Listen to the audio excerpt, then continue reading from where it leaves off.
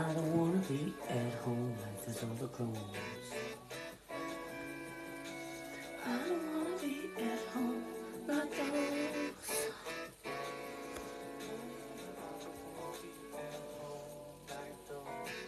Other clones. Life has got me excited. Organs floating like butterflies. Fuck the lies. I will only sleep so I can fall asleep. Hold my head up high. Drop early. It's the moment. I'm moving fast. There's no stopping me. Unstoppable. Mooney's mood for love. A higher power. Probably sent from up above. We are free to reach too high, like a butterfly flying through the sky. I don't wanna be at home like those other clones. I don't wanna be at home like those other clones.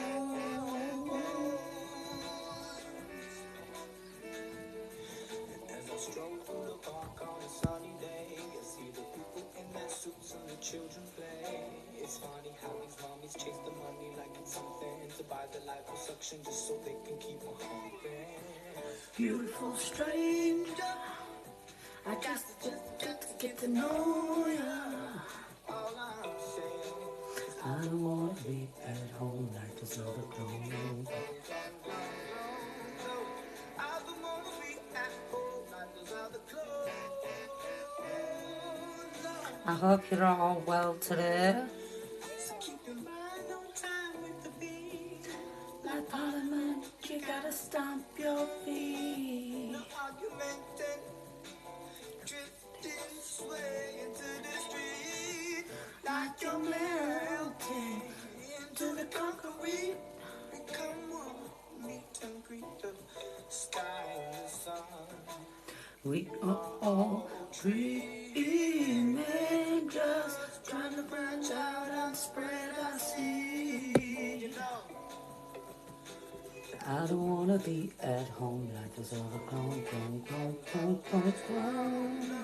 I don't wanna be at home like those other clones.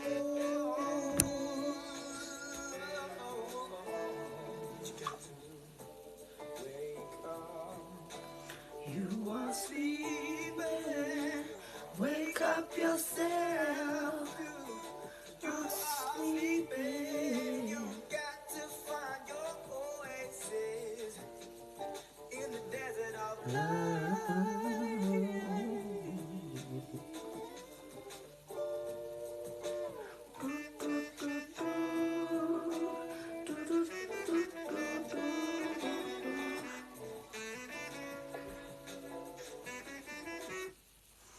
Hello and welcome everyone to another Triniview. While we wait for our co-host, we're just going to go over some rules. Now, most of the time, the topics that are brought onto Triniview are controversial, to say the least. I'd like to remember you all to remember to please remain respectful and kind in the comments. And try and remain open-minded. Tonight's guest is The Earth Speaks. If you know him, you know him. If you don't, he is a creator from the Americas. And you'll hear a bit more about our topic when we get into it later on tonight. I hope you are all having a fabulous week, full of love, peace and joy. And let's hope he will be with us soon. He was running a bit late, so hopefully he will be with us soon. Hi Carla, hope you're okay.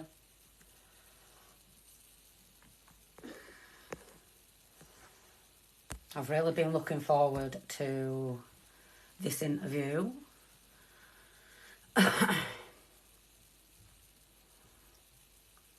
Good, good, Carla. So hopefully we'll be with us soon, and don't worry, we can edit all this out at Final Cut.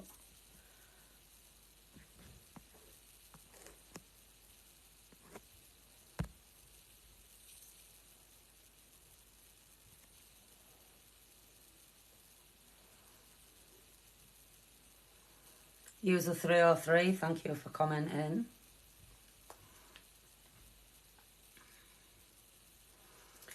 Hopefully he will be here soon.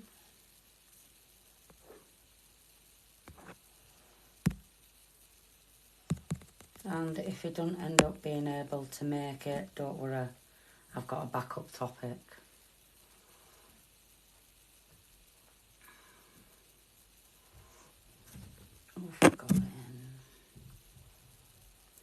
So we've got Baba, Carla,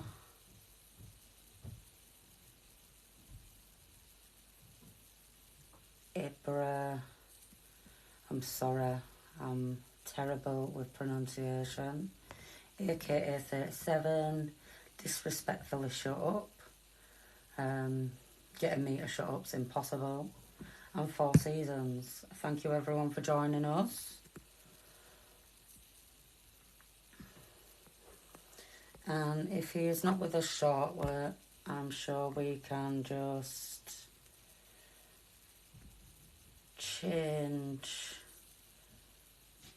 our topic while we wait. So while we wait, I'll just put this up in background. Hopefully it will be with us soon. So would anyone like to share their supernatural experience? Comment below.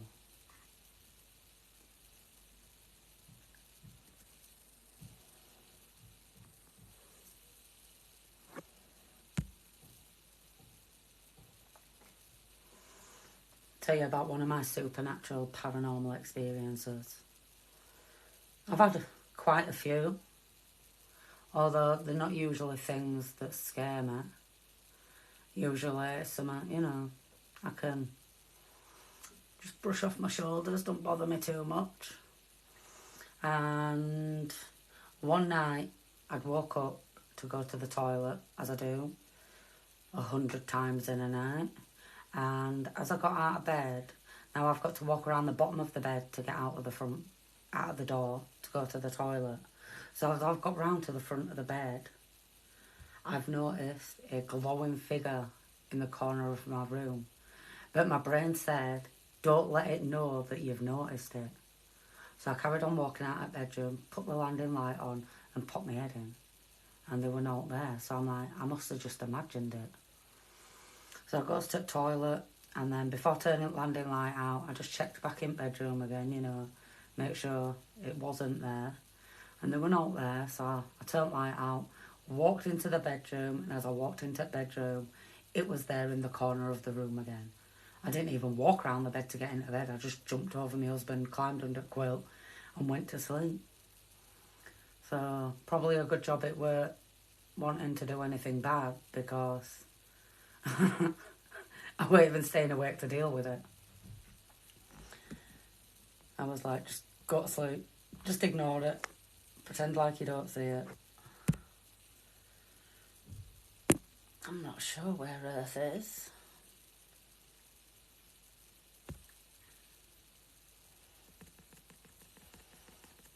Have you had another weird experience, Gail?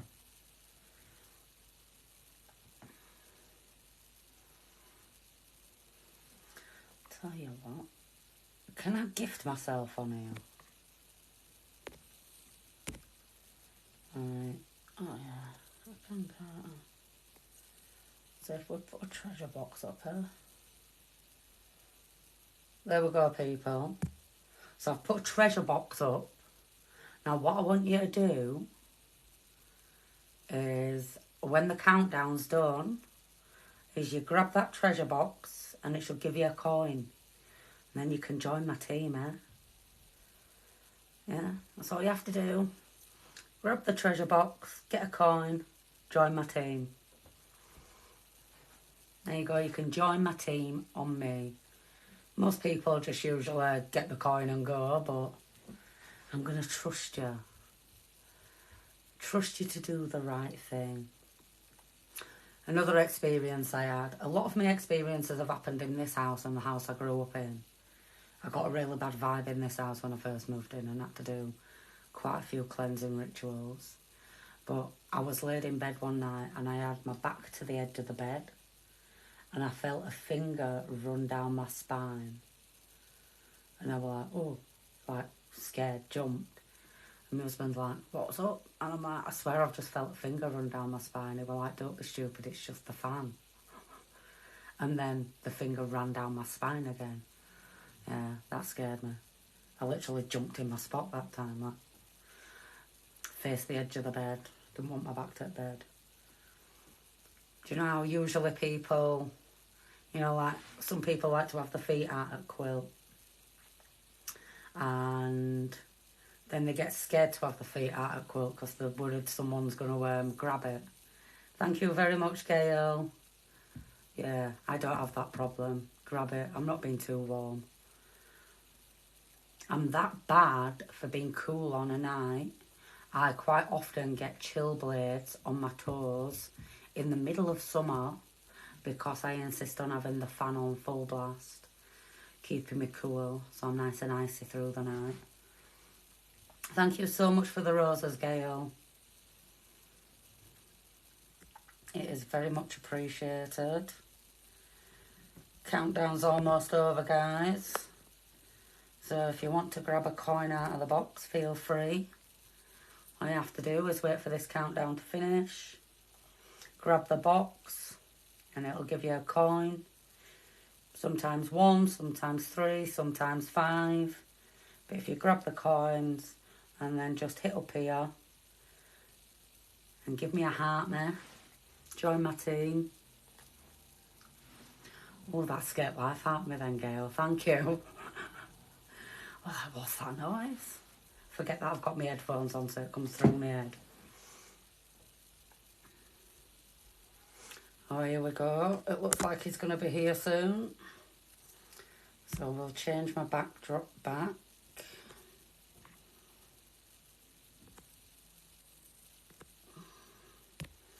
There we go. I hope you're okay, Goddess. No worries, I don't mind nattering away. Keeping audience entertained. So don't forget the timer's done. You can grab the box. If you're in America, I don't think you're going to see this box. But if you're in the UK, you just grab this treasure chest up here and it's going to give you a coin or two. Once you've grabbed your coin, kindly join my team, you know. But I think I was told the other day that in America, they don't have treasure boxes, which is a bit disappointing, really, that some countries can get the treasure boxes and other can't. You know, you just click into it and it's going to give you a coin.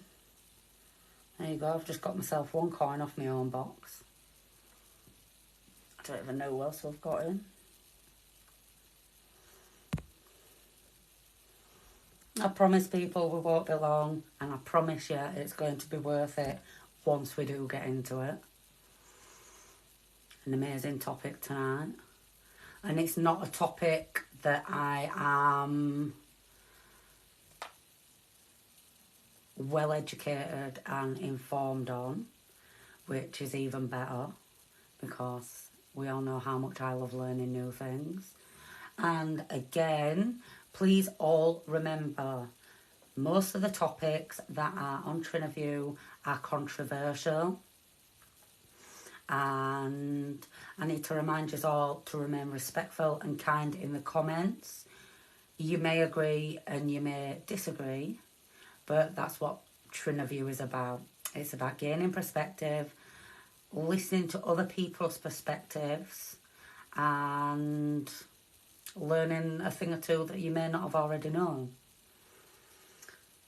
And again, I hope you are all having a wonderful week full of love, peace and joy.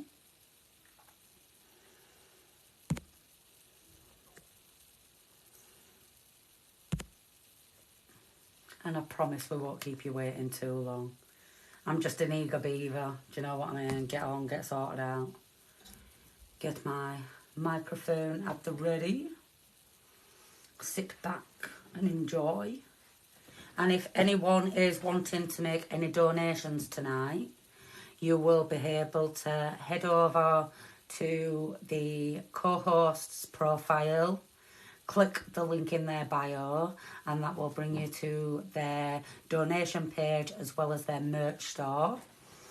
So, and the YouTube channel. So anything that you may miss today or maybe have questions about, because he's very knowledgeable on the topic at hand, which is why I wanted to interview this particular creator when I heard about this topic, because sometimes, most of the time when you do research, you sort of have more questions than you do answers.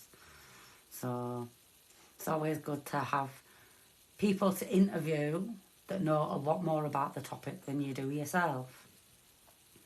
So hopefully Earth Speaks will be with us soon.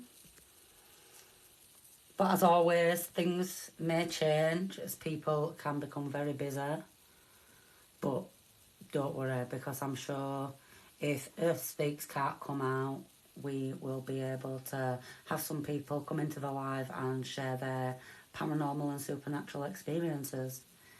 So I'm pretty sure a lot of people have them these days.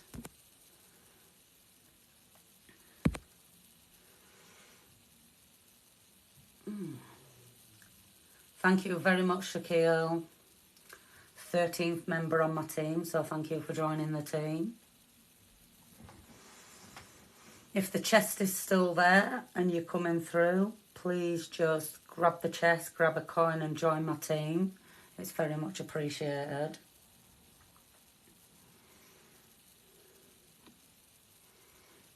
I'd put some music on, but I don't want to scare everyone off by singing. Because we all know I can't help myself from singing.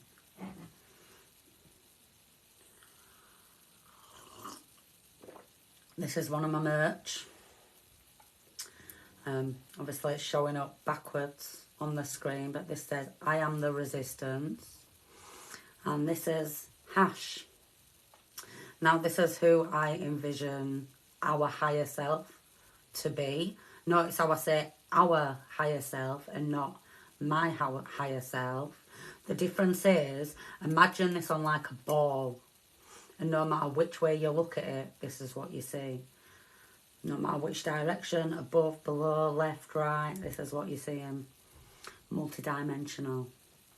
So, link in my bio if you'd like to purchase any of my merchandise. We've got t-shirts, we've got phone covers, we've got bed quilts, we've got throws. Here we go. I hope you're all ready. And please, please all remember to remain respectful and kind in the comments.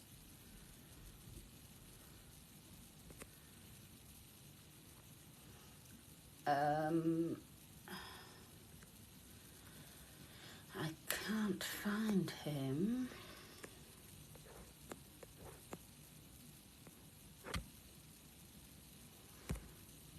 Sorry, everyone. By this time next month, I'll probably have everything worked out. Send the light to you.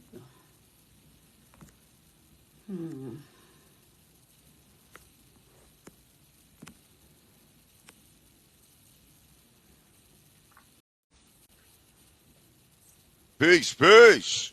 How are you? Doing well. How you doing, Trinity? I'm brilliant. Thank you so much for doing this. I've been really looking forward to this interview. Absolutely. Me too. How you doing? Absolutely brilliant. For everyone that doesn't know, this is Earth Speaks. He is a creator from the Americas. If any point through the live anyone would like to go to his merch shop or donate to his page, you can just jump over to his page, go to the link in his bio, and it will take you to this. And you can even check out his YouTube page, because anything that's not covered tonight, he covers in his YouTube and his TikTok page. So, would you like to introduce yourself to everyone? Uh, Absolutely. First, I want to say I appreciate you having me on. Um, and before we get started, like I always do, I want to pay divine honors to the universe, divine honors to the sun, divine honors to our ancestors, and divine honors to our beautiful planet, and peace to the gods and the goddesses of this planet. So, yeah, thank you for having me on. Um, uh, I feel great today. I appreciate everybody that's coming in and joining us today. Um, my goal today is just to give you a fresh perspective on things and show you how you really don't need these people's books to know the origin of everything. You know what I mean? You can just let the earth speak. Definitely.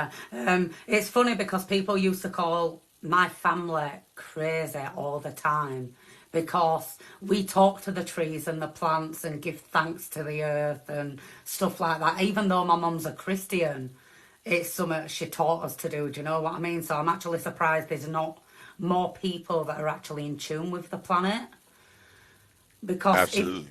if you listen, they do answer you, they do talk back to you, and the trees especially have got so much knowledge because they've been around for a long time, haven't they?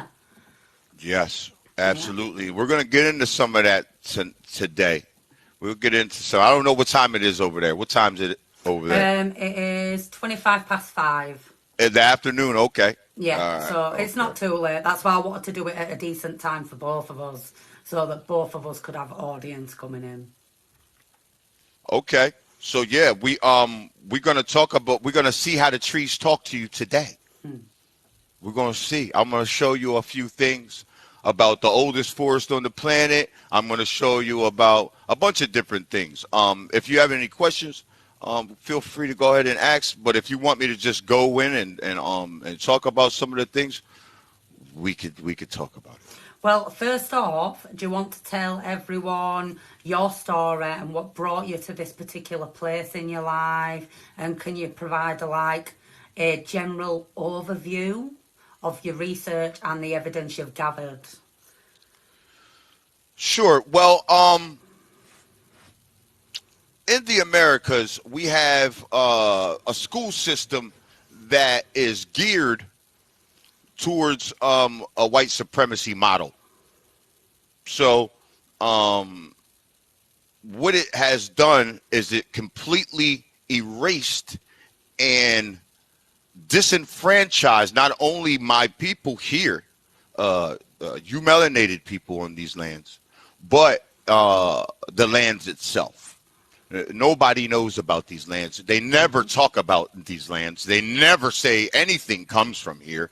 They never say, they always try to push you into Africa because they want to have control of the motherland. And today I'll show you how this is absolutely unequivocally the motherlands.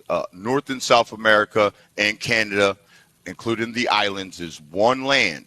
It is not these whole. I know they got lines and say that's Canada and this is Mexico and this is how, but that's all them doing that. You know, that's the United States doing that. That ain't the American, us, the people, the sheep people.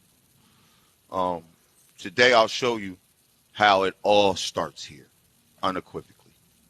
Because I think the first time I actually met you was in another creator's live. And that was actually the first time I'd heard about it, and they wanted me to get involved in the conversation. But I had no knowledge of it. But because it ended up in a heated debate, I wasn't able to get any answers or be able to give you any proper questions on it, which really frustrated me because I like learning things that I don't already know. Sure. Do you know what I mean? Like, Sure. I'm one that if you've been lied to so much, you can't discredit any information that comes forward. You can only look at the information collectively, and eventually you will find correlations within the information. Absolutely. You're going to see a totality. There's many different pieces to this puzzle. Um, I am still a baby in knowledge, but I'm no fool. So when we're talking about origins, and you want to talk about the origin of people, right? Um, you have to look at the dirt. You always have to look at the dirt. What does that mean? What does look at the dirt mean? It means you have to trace what people eat. It's pretty simple. It's not really a whole rocket science thing, you know. It's you have to trace what people eat, and until you do that, and not just eat, but drink also. What people drink and eat, Mm-hmm. and that's kind of what I've done in my philosophy. Is just to let the earth speak, and it'll tell you everything. It'll tell you profound things that are hundreds of millions of years old. So today I'm going to attempt to speak for the earth today. Well, Yeah. yeah. So the main topic of today is not just about the earth, but the migration patterns of humans, which is something I've always been interested in. And one of the reasons that your TikToks really drew to me is because at 14 years old, now I've been taking notes on all this kind of stuff since I was 13. So at 14 years old, I had some notes in my little notepad. Now there's not much information, but it does say Garden of Eden, Antarctica. Adam to Noah, the Americas. Noah to Moses, Africa.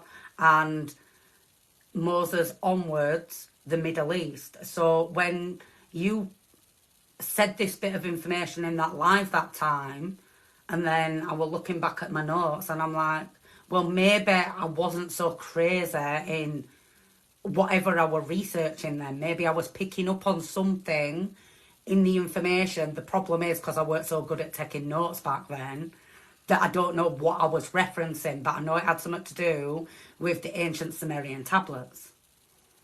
Okay, sure. The Sumerian hieroglyphics you speaking of? Mm-hmm. Yeah, Yeah. So it's nice that it's come full circle. absolutely. Those Sumerian tablets, I've deciphered those Sumerian tablets. This is the tablets you're speaking about.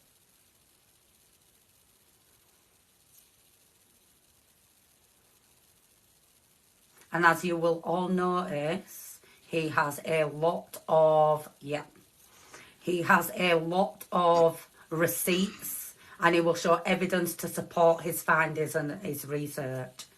So a lot of people think this is a pine cone, but do you want to explain to the audience how this is a corn?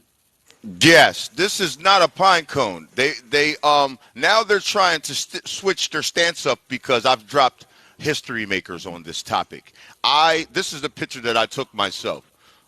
I showed that this is not a pine cone.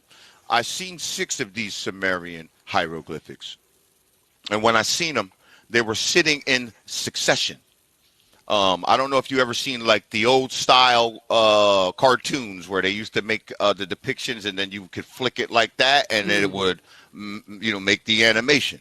Yeah. Well, it was kind of like that. It was in succession. This part of see, this is what they never show you. You have to go and you have to use your own Akashic record. You are a book. You are the deepest book there is. You have cosmic knowledge. You just have to tap into it. Um, but when I looked at this, and normally when you see this on Google or any other site, you'll see this depiction here. You'll only see this. But like I said, I took these pictures, so there are more. There's more to this picture. I'll show you, because that is not a pine cone.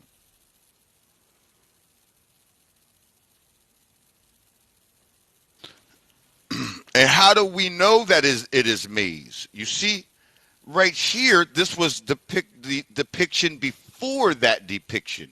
Like I said, I've seen 6 of these, and he was standing, the first depiction, he's standing really close. Let me show. As you can see here, you see he's really close to that plant. You see? He's very close. He doesn't have anything in his hand yet. Then the next depiction is him pulling away from the plant and him pulling that. Which it definitely does not look like a pine tree to me. Now it does not look like a pine tree, exactly. It really looks like he's picking maize now, right? And just to be clear, Europe, Asia, and Africa didn't get maize until after 1492. So I just want to be clear about that. But some people will say, how do you know that's maize? Or okay, so what? That's maize. That does okay. That just says that they were bringing corn maybe over there or something. But look, that's not it. I'm hoping we're going to get into Three Sisters now. Because as you can see here, this is the rest of that depictions. And you are absolutely right, sister. This is squash, and that is beans, my friend. This, ladies and gentlemen, is what is called the milpa planting system, which is an ancient planting system to these lands. I'm going to show you. Now, for those of you that are into science, you can actually go look this up. And each of these plants will give a certain chemical into the soil, and combined, this will create the most fertile soil known to man. Yes, it's called the terra preta.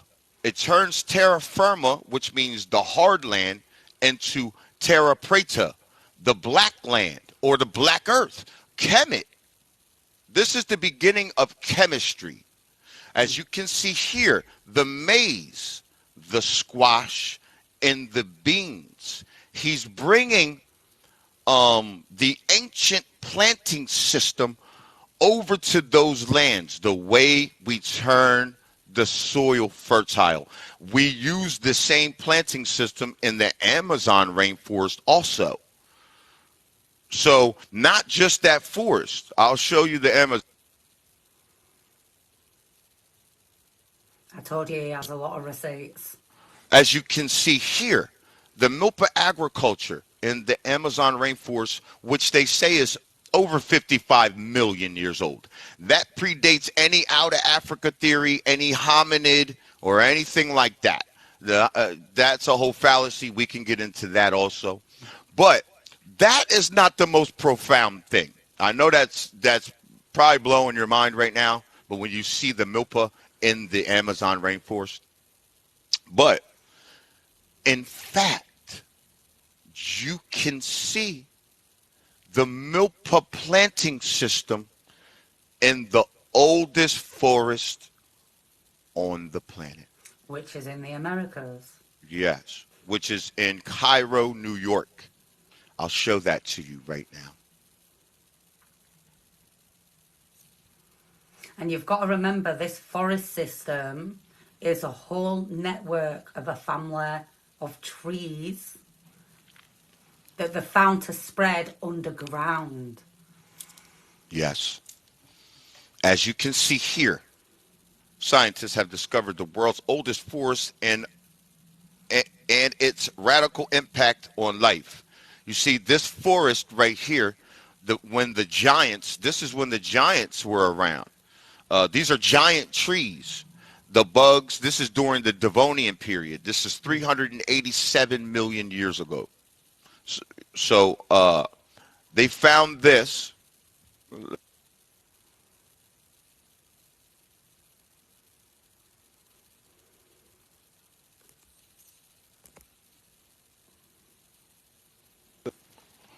Okay. It shows you right here in this document. It says none of the trees, right, in the old woods reproduce by using multicellular seeds. Researchers say, right? But they produce offspring using single cell spores, right? There were three types of trees. Three. They found dozens of trees, but there was only three types of those trees. I'm going to show you more.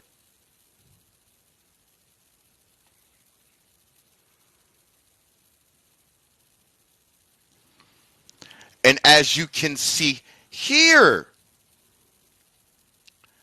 it says right here, it's surprising to see plants which are previously thought to have mutually exclusive habitat preferences growing together. You see, symbolizing someone had to plant that there, because you're used to seeing them in places that have a certain kind of habitat, but here you see all these trees together, and I'll show you these trees and how different they are.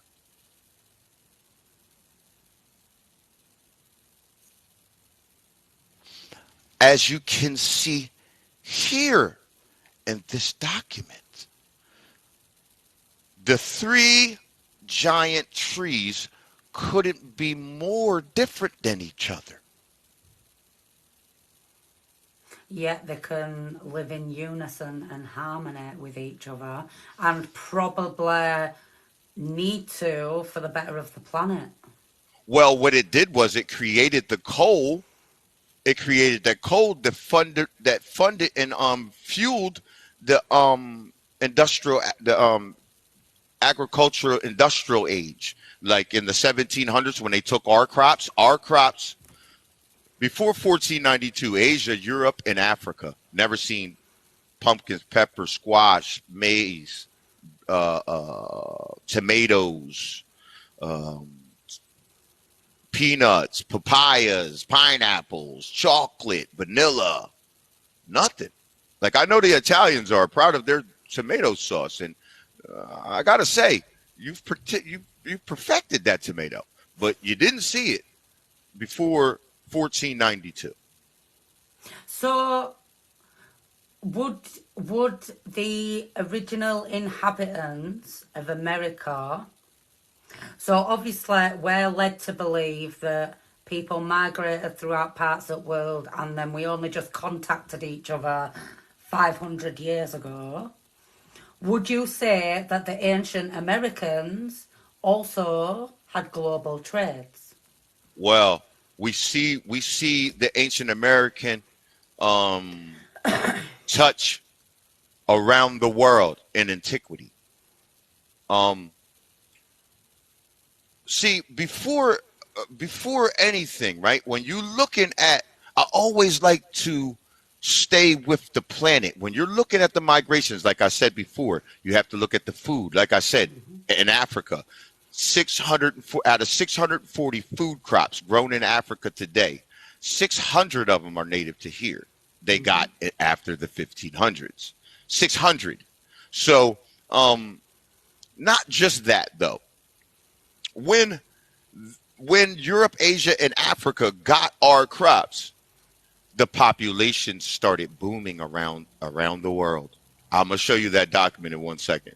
Well, I know what you're talking about, because the average life expectancy was 30 years. However, all of a sudden, globally, it went up all of a sudden, not just in developed countries, but even in poverty areas. So it's like, it didn't matter. It was like a global shift took place once certain things got out to the rest of the world. But another thing that strikes me is when you look at the Egyptian gods,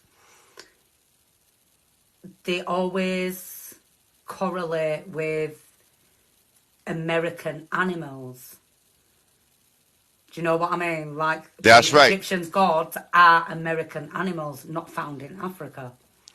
Right. You're talking about the ibis, and whose throat is depicted as an ibis.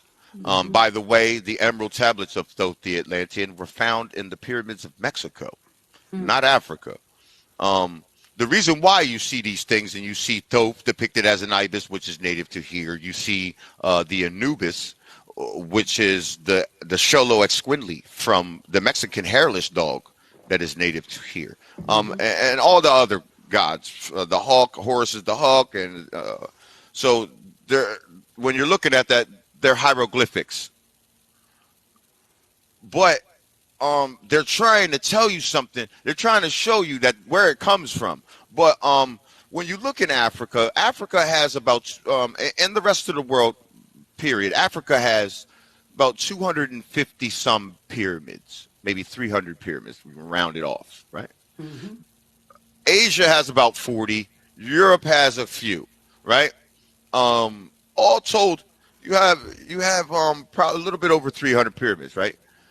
The Americas, we have thousands of pyramids. We have over 2,000. They say it's 2,000, but trust me, it's way more than 2,000. That's when they've not looked under Amazon rainforest and stuff like that, because that will have grown over them all and stuff like that, won't it? Yes, and the more they dig here, they found pyramids, like in Cholula.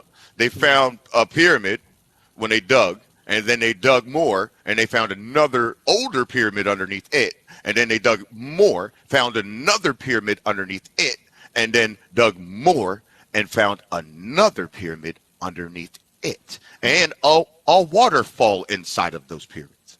So you go ahead and go figure on how old those things are. But I showed you the ancient planting forest.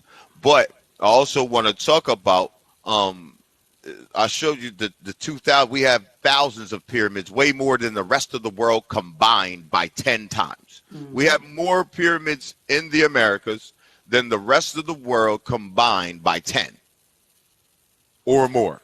Do you also want to explain to the audience the meaning of primordial pyramids? The primordial pyramid, when the Emerald Tablet talks about the primordial pyramid, primordial means existing at the beginning of something. That's what primordial means.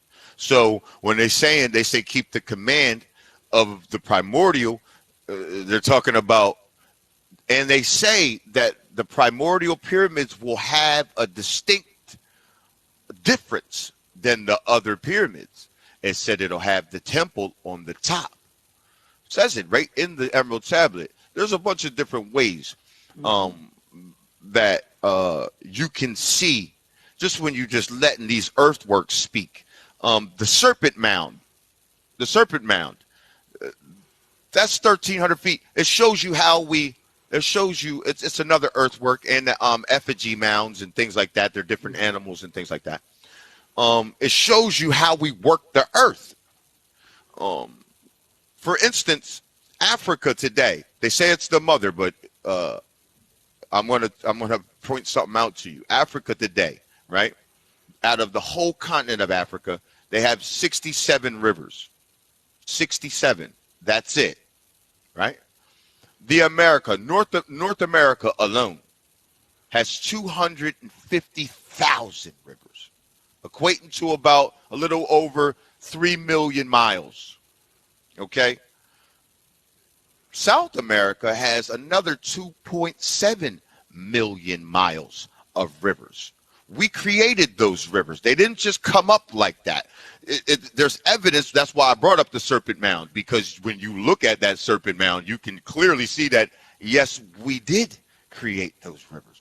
Like agricultural purposes. Some of the rivers were sinks. Some of them were sewers. Some of them were how we drank, and some of them were how we washed.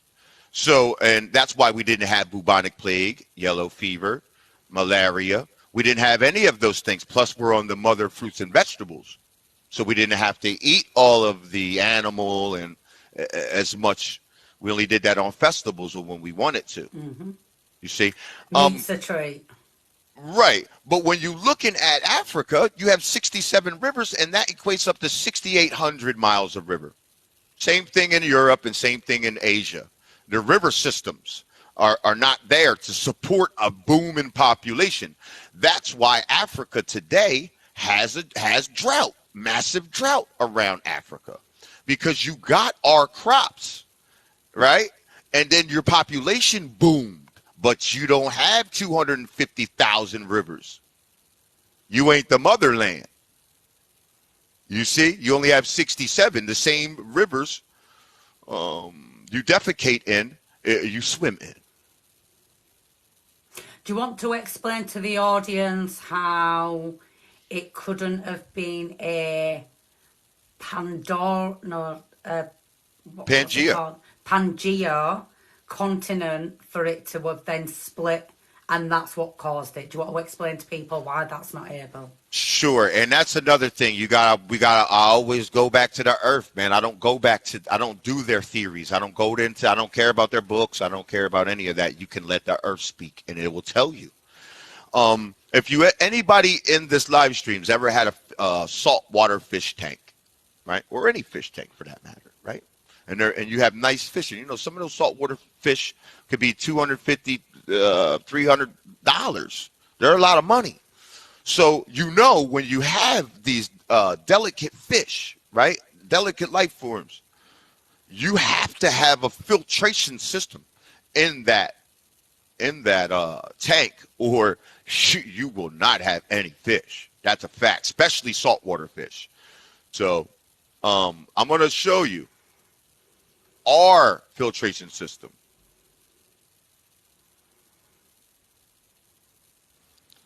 This is Pangea. You see?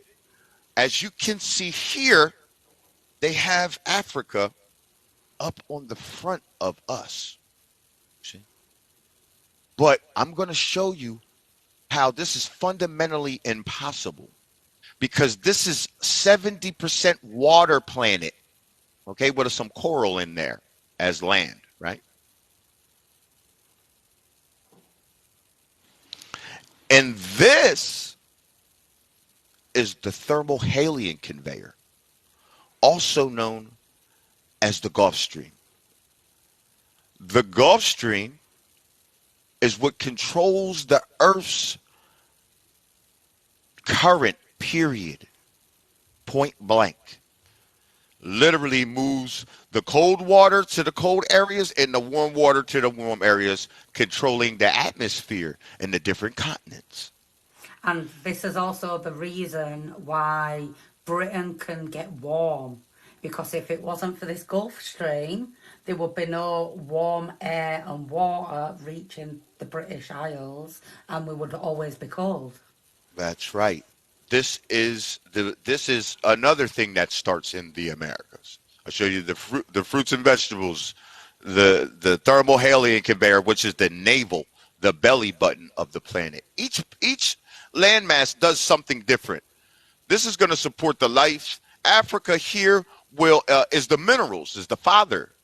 The Sudanese dust storms is what supplies these oceans with the minerals that support life in the oceans. Not just the ocean, but the forest around the planet gives all the minerals to all the forest. They're different organs. This is a living being you're standing on.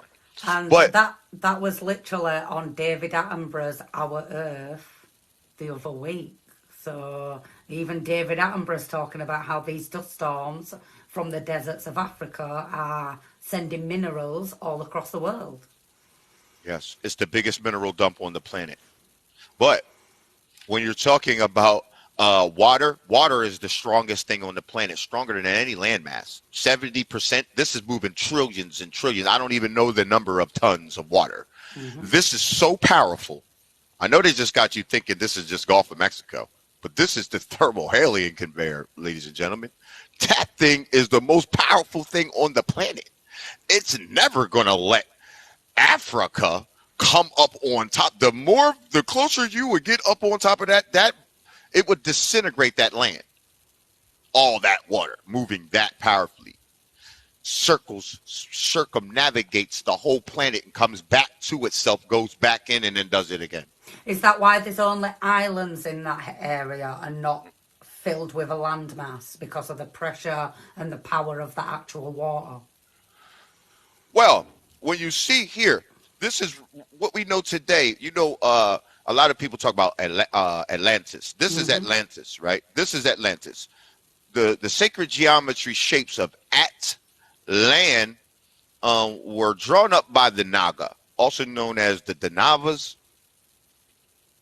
They call them today the Maya, the Mm-hmm. Mayan, but their real name was Danavas, Danavas. If you look that up today, you'll see that they turned that into a European concept with the Aryan. It's an Aryan, the children of Danu. Mm, ooh, yeah, you'll see that they just took these things. Um, But yeah, that is the thermohalion conveyor, ladies and gentlemen. And you can also see that we weren't all together like that. Because It's the earth wouldn't be impossible. able, it wouldn't be able to support the life. No, you wouldn't have no fish. Everything would be gone. You would have no filtration system. That's the Earth's filtration system, the thermohalion conveyor. But you would, if we were all together like this, why didn't Africa get or Europe or Asia get tomatoes? None of that. You would have the same crops as us if we were all together at one point. Everybody would have the same crops. Uh, Birds and squirrels would run over there, and the migrations would be a lot. You know, but it didn't happen like that. The actual connection came in the back end, back here, when the Bering Land Bridge during the isotope Mm-hmm. ages, the glacial states. But before people even crossed over from there, there's evidence to support humans were already there. Well, what was happening was what the Naga say when you want to go in when you're talking about that. What the Naga say is they say that Europe and like Australia and some of Africa were islands. They Mm-hmm. weren't all the way out the water yet. So we used to sail over to them. This is before the sun even rose above the horizon. You can that document you can look in. There's a book called Queen Mu and the Egyptian Sphinx. Excuse me, it's Queen Mu and the Egyptian Sphinx, written by Um, Augustus Le Plezon, Queen Mu and the Egyptian Sphinx on page one. Which page one, if my recollection serves me correct, is around page 149 or so, because they have a bunch of things before you get um, to page one, but it I've will put it show you. into my read list, so thank you for that. Absolutely. Queen Mu and the Egyptian Sphinx, that is going to blow your mind. But that's just one piece of the puzzle, you see. Um, we would have all the same fruits and vegetables if we were together, and the thermohalion conveyor certainly would not let that happen. Mm-hmm. So that's Pangea out the way. So there we go.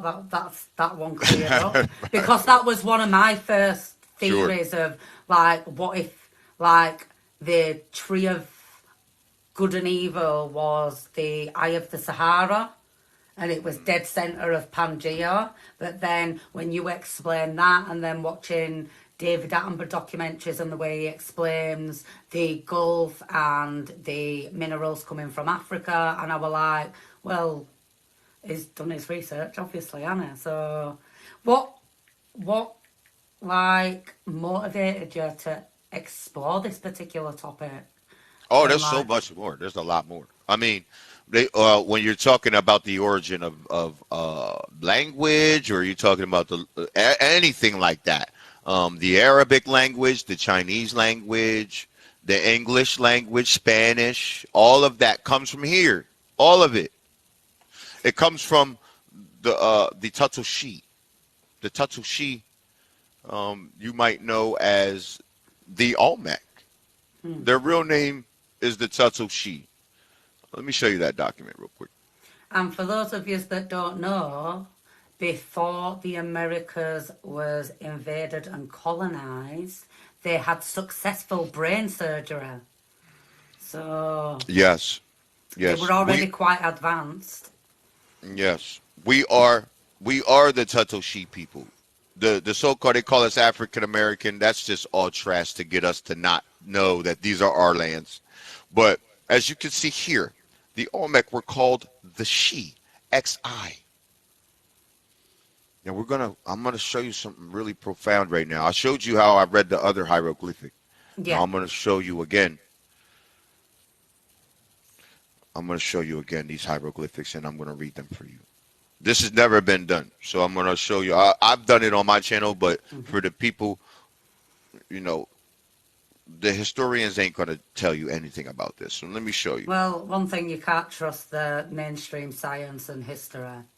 So, Not at all. They don't know what they're talking about. Their Akashic record, most of them, doesn't run deep enough to get back to this kind of knowledge. But I'm gonna show you something very profound when you're talking about the Tatushi. This is where they took the Hebrew Israelite story from. Um, Everything. I'm gonna show you that. I'm gonna show you where all of it comes from. Not just the people, but the stories and everything. They took it hmm all. I'm gonna show you right here. We know of the Olmec from the Maya because the Maya told Landa. You see Landa right here. We'll get into Landa. Who they're talking about is the bishop that the Pope sent here in the 1500s to burn all the codices of the Maya. and we need So to remember it was done all across Europe as well. All the records were seized and destroyed. They say they were all destroyed, but I'm pretty sure they've got them in their big libraries. right, they have them. They have them. But it says right, Landa. His name is Fray Diego de Landa. He was the bishop that the Pope sent here, and he did horrific things here. You go look him up, and you'll see it's horrific. Uh, this shows right here that they got their writing systems from a group of foreigners they called the Tunnel Shi. Now, when they call them foreigners, um, they try to act like they came from Africa or Asia. Now they're trying to say because the Shi dynasty is the first dynasty in Asia. You see? So now they're trying to stay, and they know that, and they can't get away from that. The Shi are who built the pyramids in Asia, but there's only 40 pyramids in Asia. There's thousands here. You see what I'm saying? So we know that that didn't come from Asia to come here. It must have came from here and went there. You see? So they know that they went there, but then they migrated back up into here during the glacial states. But I'm going to show you. The Olmec originated writing in Mexico. Originated writing in Mexico. Right. I'm going to show you some very profound things, and you can see here what writing they originated is the super family of Manding languages. I'm going to show you. Manding languages come from the root word mend. Mend is when a baby is crying for milk Mm. or something he doesn't want, like ba, ka, ra, all your hmm chakra sounds. They're your chakra sounds. Um, that's the beginning of speaking. So, um, the Manding languages, like I said before, include all the Mandinka languages, um, which are in West Africa, but they migrated into West Africa. But like I said, Chinese, Croatian, everything, Spanish, English, the whole thing. Uh, so let's get into who they are, though,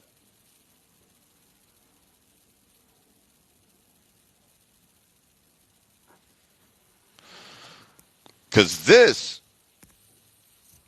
is an Olmec statue, and as you can see here, they always want to show you and draw your eye to just the helmet. Oh, look at those helmets, and they're gorgeous. I'm not gonna say they're not. They're gorgeous. They're gorgeous, right? But they symbolize the ball players and a lot of the warriors and ball players were kind of the same people. They had the same spirit, like we still Yeah. kind of say. Africa didn't get rubber Basketball, we created the basketball. Like, we still dominate today. Basketball and football and all of these, the rubber ball games. They come from us. Hockey. We started all of that stuff. That comes from us.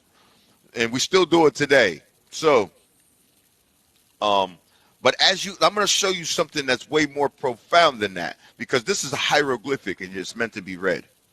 And as you can see here, the contours of his face make the X. This is the tattoo sheet. I'll show you more of that.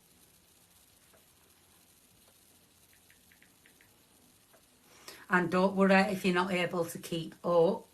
This will be available on both my YouTube and Earth Speaks YouTube later on in the week. So if you can't keep up, you can rewatch it. Absolutely. And as you can see here, the Olmec or the Tutushi were known as the children of the were-jaguar. As in like werewolf, but were-jaguar? Were-jaguar means starting at the beginning again, at the baby. Were means So is that what werewolf means? The first wolf, the beginning wolves? Because I know the story of werewolves also originate in the Americas. Oh, that's pretty cool. I didn't know that. But Yeah. I know that all vertebrates start in America. So I know that goes back to the Devonian period. You could go check that out. The most specimens of the Devonian period of vertebrates coming onto land. The most specimens and the best specimens come out of Canada, come out of Ontario. So I'll show you that document in a second. But here you go. Here, you see the weird jaguar and the turn down mouth here. It makes the X in the face again, and you see the X here. Because their name is the XI, Tuttle She. The XI makes the she sound. So I'm going to show you.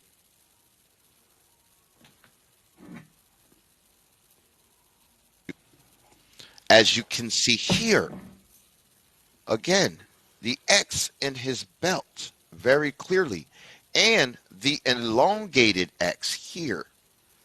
And you see his mouth is turned down like this. You see?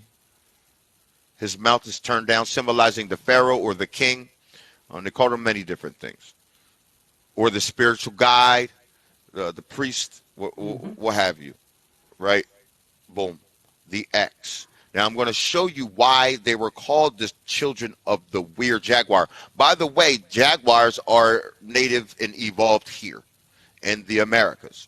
And they evolved in North America, and a lot of them got hunted down when they came here, and they spanned down into South America. Got away from them people. Because I'm pretty sure a lot of animals have had to do that, haven't they? Get away from the people. Absolutely, there was. They've hunted things to extinction. They'll get up in the middle of the night. They don't have to be hungry or anything.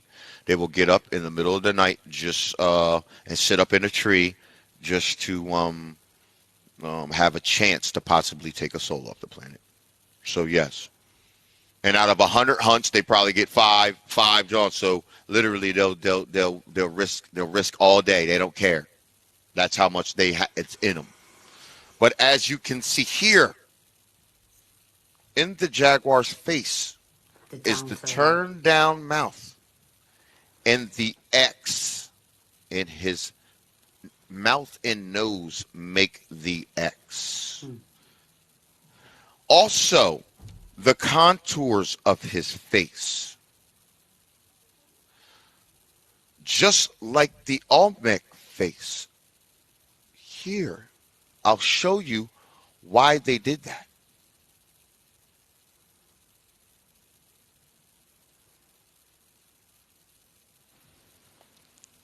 Because as you can see here, this is where the Olmec is from. You see the shape of that cat's face is the same shape of where they come from.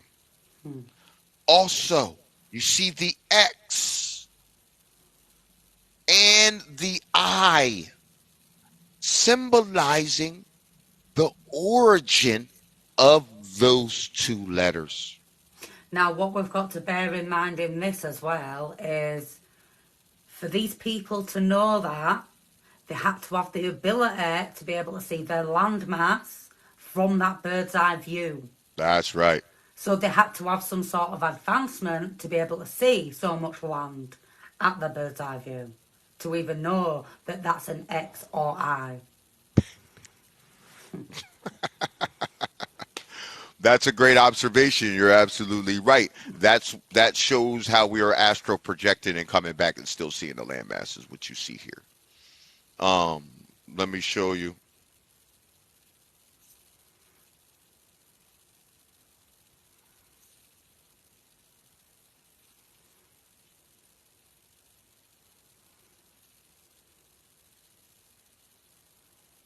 Thank you everyone for the likes. Sorry, I'm not ignoring anyone if you have been commenting.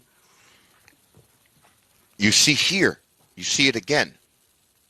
This is showing somewhere on that landmass, on where they come from. You see that right there? You can see it looks like a circuit board kind of. And when they built the different edifices, that's what it was meant to do, draw energy to the power source, which was the pyramid. And we astro project from the pyramid into space. That's how we created stars and everything else up there, y'all. Look, and as you can see here, you can see the two X's right here, symbolizing that this is indeed the Olmec, the she. And you see the serpent Well, con. even just looking at this image, you could literally layer that over the last image and it would fit perfectly in with your landmass. Absolutely. When you start looking at things and let the earth speak, and that's what this will do for you. You see? It's gonna turn, when you turn back to the earth, like I'm telling you, it's gonna be like, where you been? I've been telling people this for ages. I keep saying that the only way we're all going to work this out is if we turn our eye from the sky, our eye from the sky, and remember Earth. Because as above, so below, if we don't take care of this, there's none of that. You're absolutely right. But I hope that I gave some people a little bit more clarity into what these people try to do here. And I'll give you a little more because we talked about Fray Diego de Landa, right? And he came here in the 1500s. See, even I'm learning stuff that I didn't know. And as you can see here, after he came back from committing the atrocities he committed here, he started writing books and telling on himself. He left the slip hanging, and I went right in there. And as you can see here, this book is called The Yucatan Before and After the Conquest, written by Fray Diego de Landa. And as you can see here, it says the arrival of the Tatulshi.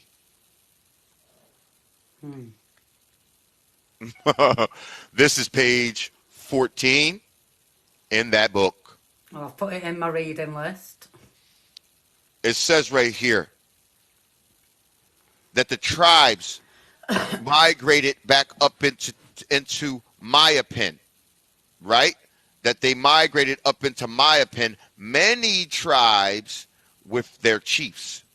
Many tribes. It doesn't say 12 tribes. It doesn't say one tribe. Doesn't say 1,000 tribes. It says many tribes. We'll get to many tribes in a second. How many is many tribes? We'll get to that in a second.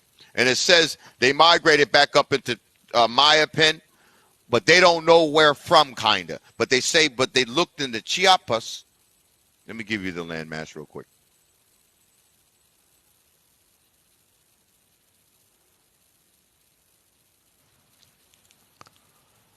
This is Chiapas down here. You see?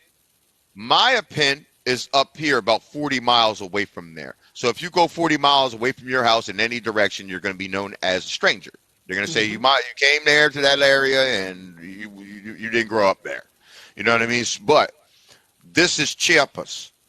So they're saying that they seen a bunch of edifices down in there. So they must have came from there up into here. Plus, they're speaking the same language. They're speaking like they're talking a bunch of different languages, and they're all speaking. It's the same languages.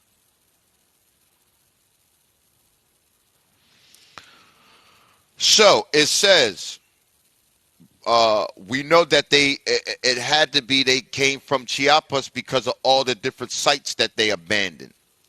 But it says, they say that these tribes wandered 40 years through the wilderness of the Yucatan, having in that time no water except for the rain. Now, I ain't the brightest bulb on the Christmas tree. That sounds like another story that we know. That sounds like the Hebrew Israelite story. Showing you clearly, because the Hebrew Israelite story says the manna from heaven, they didn't have no food, they only had the manna from heaven, which, by the way, manna is corn. Okay, so, and you ain't never seen no corn just dropping from the sky. It was rain. They didn't have any water because there's no fresh water lakes in that area, in Mayak. You see what I'm saying? In that area, in there's no fresh water lakes or nothing like that in there. You see what I'm saying? So they only had the water from the rain. This is the actual story of the Hebrew Israelites. It's where it comes from, the Tatoshi. This is written, and he was told this in 1517, 100 years before the King James Version Bible comes out. So clearly showing you that this is where they took it. By the way, how do we know that? Because this is just one piece. You can't just go by this, and that's what a lot of people say. You're right.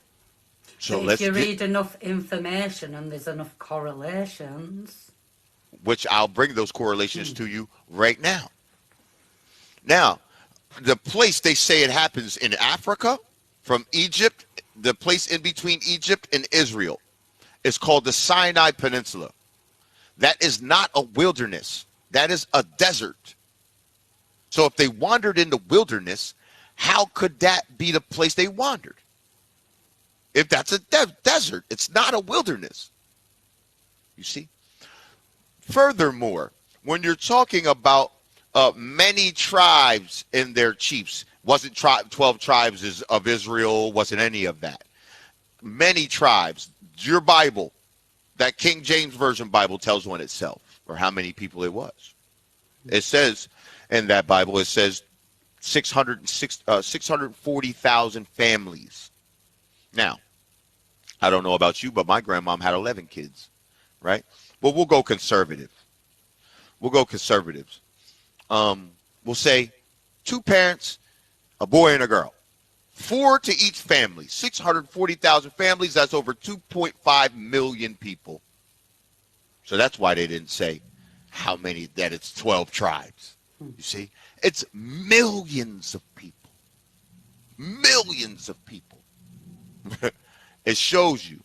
So also, the Hebrew Israelite story comes from, the origin of it comes from Noah and his sons, Ham, Shem, and Japheth, right? Noah, when you dealing with that story, you have to look at his boat. What was the boat made out of? Gopher wood. And where do we find gopher wood? Gopher wood is unique, not just native. Unique to one stream on the planet, and that's in Florida. Runs all the way up to South Carolina. that might have actually been one of the reasons for my little 14-year-old note saying that Noah had to be in the Americas because of the Yes. gopher wood. So the funny thing about that is, if you've got, so by history and science, our oldest written text is the ancient Sumerian tablets. However, what people need to remember is the ancient Sumerians were not writing about themselves. They was writing about ancient history way before them. Yes. Like if we're gonna be doing. Yeah. Like when we're trying to lay down information, you write what came before you. Like we're doing right now, hundreds of millions of years. This is that stream. And by the way, it's called the Apalachicola River. But And by did the you way, know that Appalachian Mountains, even by science, are the only mountain range that has remained out of water for millions and millions and millions and millions of years? that's a really cool fun fact. I didn't know that. Yeah. And that's really good.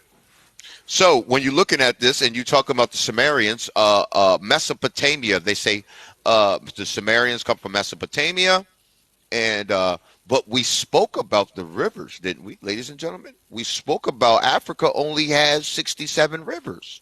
So why would that be Mesopotamia when Mesopotamia means land between two rivers?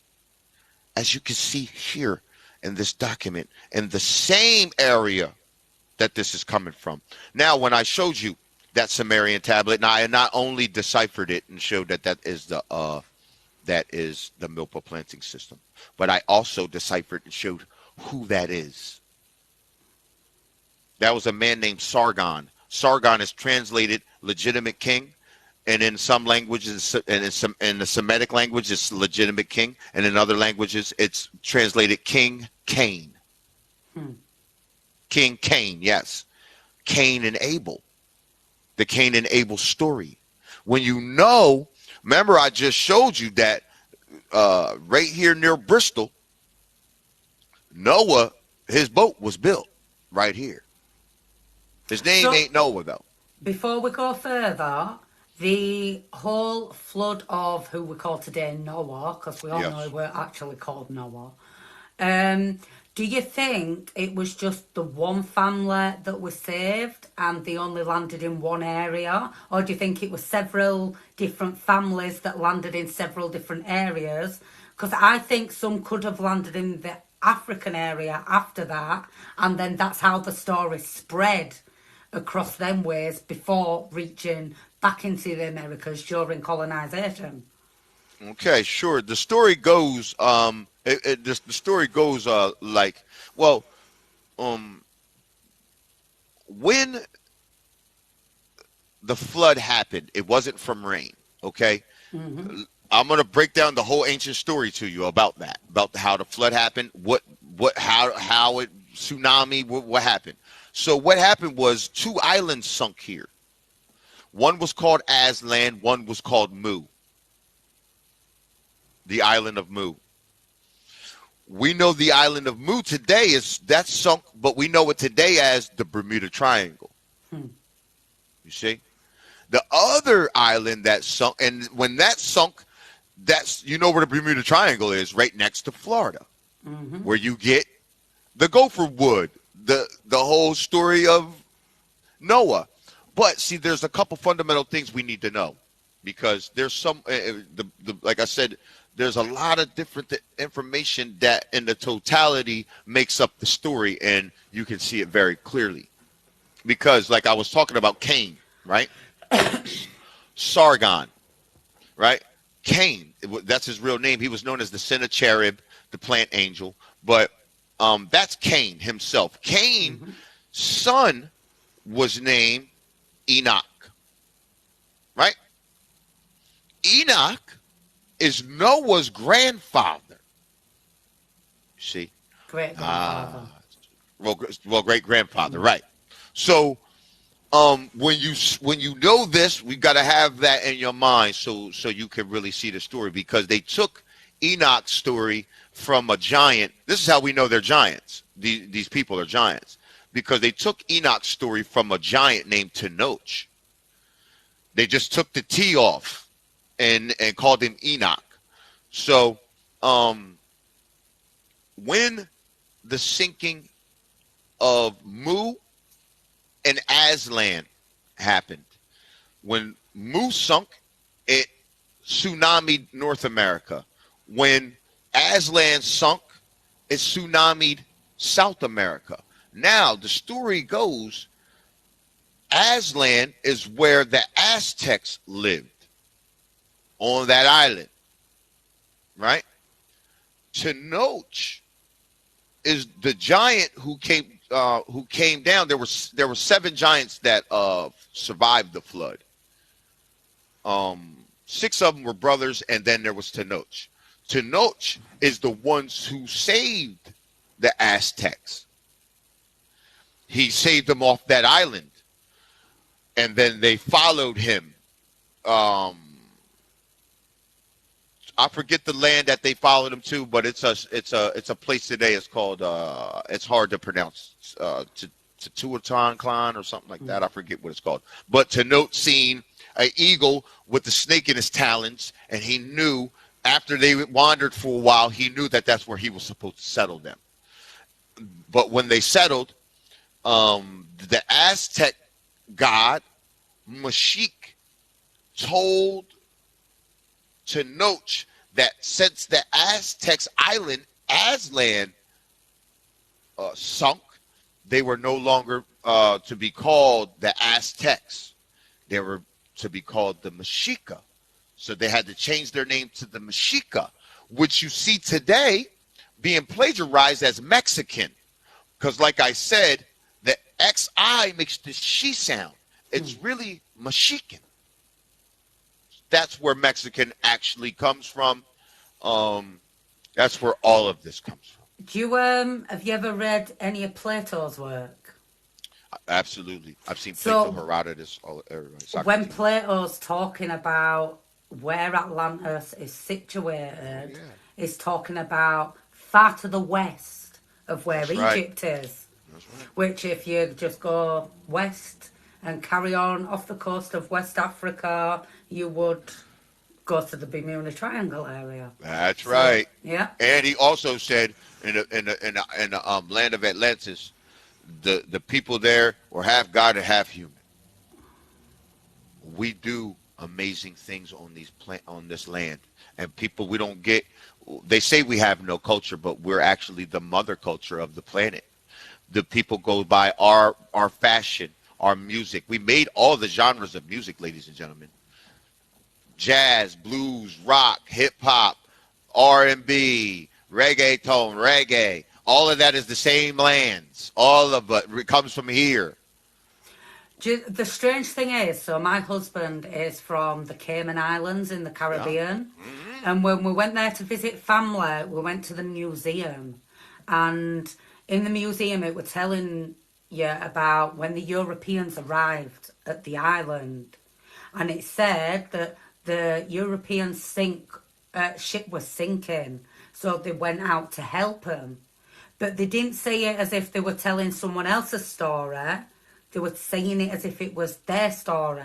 Now, if you go by what history tells us, that would have been Native Americans, but they're telling it like they remember that story. They are telling their story, not someone else's story.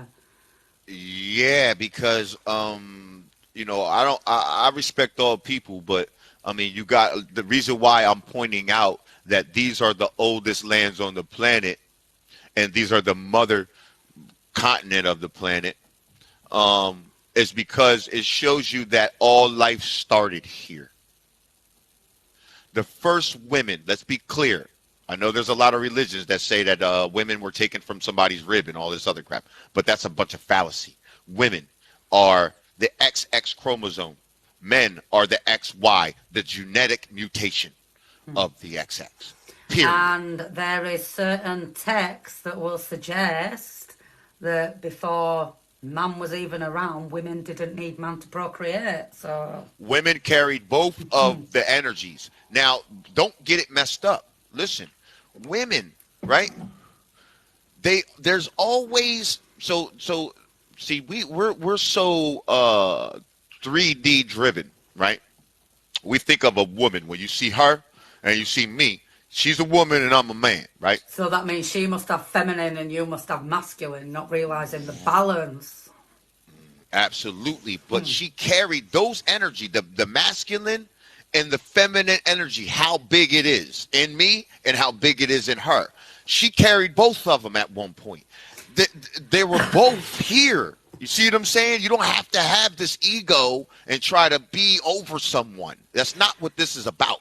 Do you think that's why the Abrahamic religions put man at the top and made it all about father and men Well, and it's because they're spliced patriarchy? from that. They're spliced. When you're looking at the different text, and it talks about the existing hominid that was here and it was spliced from us and different. That's how you see so-called European white folks. That's where you get them from. They are 6 genome sequence. We're a 15 genome sequence. So when they said we added our essence to them, that's what we did. You see?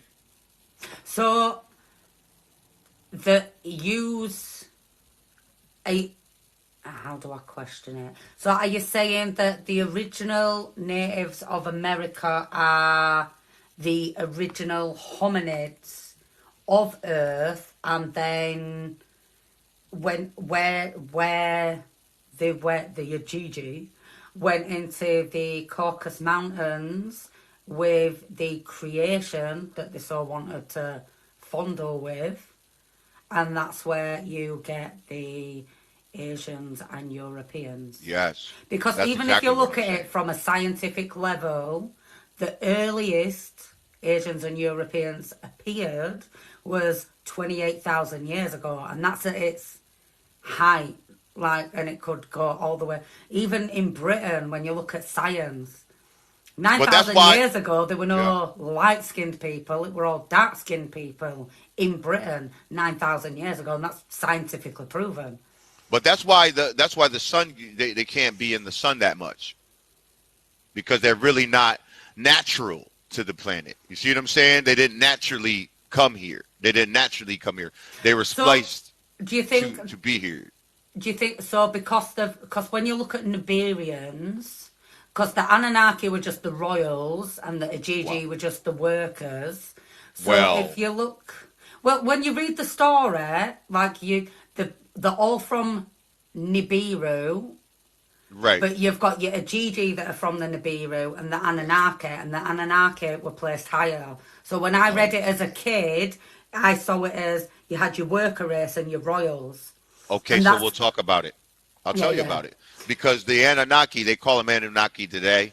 They were known back in those and way back in the day. They were called the extreme good. They were called the extreme good. But that deals with the stars. That's cosmic. It's a cosmic knowledge. It deals with your energy number, your numerology number. Everybody that knows anything about numerology knows that numerology only goes up to 1 through 9, right? But then there are 3 what they call master numbers today, master numbers or Anunnaki numbers. 3, Which 6, 9. Is no, that the no, that no numbers you're talking about? no. It's 11, 22, and 33, right? The 11, I'm an 11. We're the teacher. The 22 is the builder, and the 33 is the healer. You see, the 11 kind of possesses all of those because we can go into everyone. You see what I'm saying? But that doesn't mean I am over you. I am 2 ones. That means I have the one's energy. But 2 ones equal the 2. So I also have the 2 energy. It's always the circle. You're not below me, and I am not above you ever. I do a certain thing, and you do a certain thing, but without you, there is no me. Without your thing, there is no my thing. Without my thing, there is no your thing. Just like a pyramid, right? Like you're saying, there was some people who were gardeners, who knew the earth, who just only did the earth. There was some priests and priestesses who only fed the animals. Literally, they had one animal that they were supposed to deal with, and they fed that animal, and they took care of that animal only. And then another person would take care of another certain animal. This person would take care of this certain insect. That's literally how we did it. We lived one with every single thing. It didn't bite you. Like the squirrels didn't come tear up your garden because they knew you. They knew you, and they knew that you were coming and bringing them their food. They didn't have to tear your garden up. And they that's knew why everything today about you can literally have people that can integrate themselves into a pack of lions and into a pack of wolves, because those animals can recognise that spirit within that human being. That's absolutely a fact. You see, if you grow up and you in those, I'll tell you what you do. You feed a fox out in back of your house, and you feed him in a couple of days, right? And then you're gonna start seeing a bunch of foxes come to you. You see, they're gonna come to your door, and then you feed them more, and then they're gonna start not being scared of you no more. If you want to try it on a lower level, if you're scared to try it with foxes and wolves, try it with crows. You make friends with those crows. They're going to go around and they're going to tell every single crow that you're a nice person. But watch if you disrespect a crow, because all the crows in your local area will start attacking you, because that crow went back and told rest of crows, watch out for that one. They're not nice. They're very smart, the crows are. But yeah, man, there's a lot of hidden knowledge, man, not just origin knowledge, but the knowledge that we're talking about is cosmic stuff. The Anunnaki, they try to make it today like, oh, the Anunnaki. There are in all races of men here on this planet. There are Anunnaki in all races of men here right now as we speak. And when they say the Anunnaki are going to come down again and all of these different things, they're talking about when the new sun came. Like everybody's waiting for some dude, Jesus Christ and all of that. But this new sun, the ancestors knew that the old sun, the fifth sun, they said it was like a yellow sun. They knew it was an evil sun, and certain things were going to happen under it. I can't really say because they'll try to knock my channel off, and they have multiple times for me talking about this. So I don't want to really go deeply into it, but That's I have done. I can testify to, because that old sun did not like me. It used to make me sick. I can sit out in this new sun for hours and not even think about it. Oh, yeah. And if you want to put something into practice, people, go out and practice sun gazing. And the sun will tell you what it wants to tell you. What you're gonna notice, a lot of y'all are noticing right now, and I'm gonna tell you something. It's gonna be like, I know you've only been thinking this deep in your own mind, and I'm gonna tell you what you've been thinking. You've been noticing that when you're in the house, you'll get hungry. But if you like leave the house to go get something to eat out or something, you don't get hungry no more. The sun gets on you, and you don't feel hungry no more. Do you think that's what ancient manna was? That's amazing. That's a great observation. Absolutely. That's a great observation. Absolutely. Because in a time where we wouldn't need physical food, we would have been getting his energy another way. Now, my husband only recently started practicing sun gazing, and I'd been asking him to try it for years because it's something I practice. And the amount of information he has been given just in those couple of months of going out and sun gazing, like, is absolutely incredible. So if you want to learn some things, like Earth Speak says, go talk to the trees, learn to communicate with the planet, communicate with the sun, communicate with the moon, because eventually you're going to be able to start talking to them like we are talking now. You're going to realize that they're living beings. It is not, and they say, oh, they look out into the sky, the Europeans. Is there life out here somewhere? What the hell? Everything you see is alive. Even your little crystals sat on your thing, you can talk to them. They'll tell you when they're not supposed to be with you anymore. I used to have a massive crystal collection. Slowly it's dwindled because someone will come to my house and the crystal will be like, that's my new home. And I've got to give my crystal away because that crystal says, I'm no longer yours. That is my person now. Sure. Sure. When you paying attention and you reading into the energy, you're gonna feel it. You everything in your life will be satisfied. Like you won't be going to look for other people to satisfy you anymore. It will cure you of it. You see what I'm saying?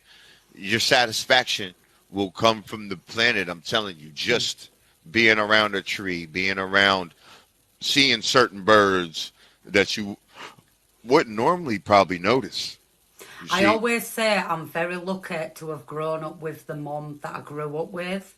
Because, like I said, even though she were a Christian, because both sides of her family came from long line of Wiccas, they were still in touch with that whole nature practice, do you know what I mean? So it wasn't something that was lost just because they had to convert to Abrahamic religion. It was something that was still held tight within the family.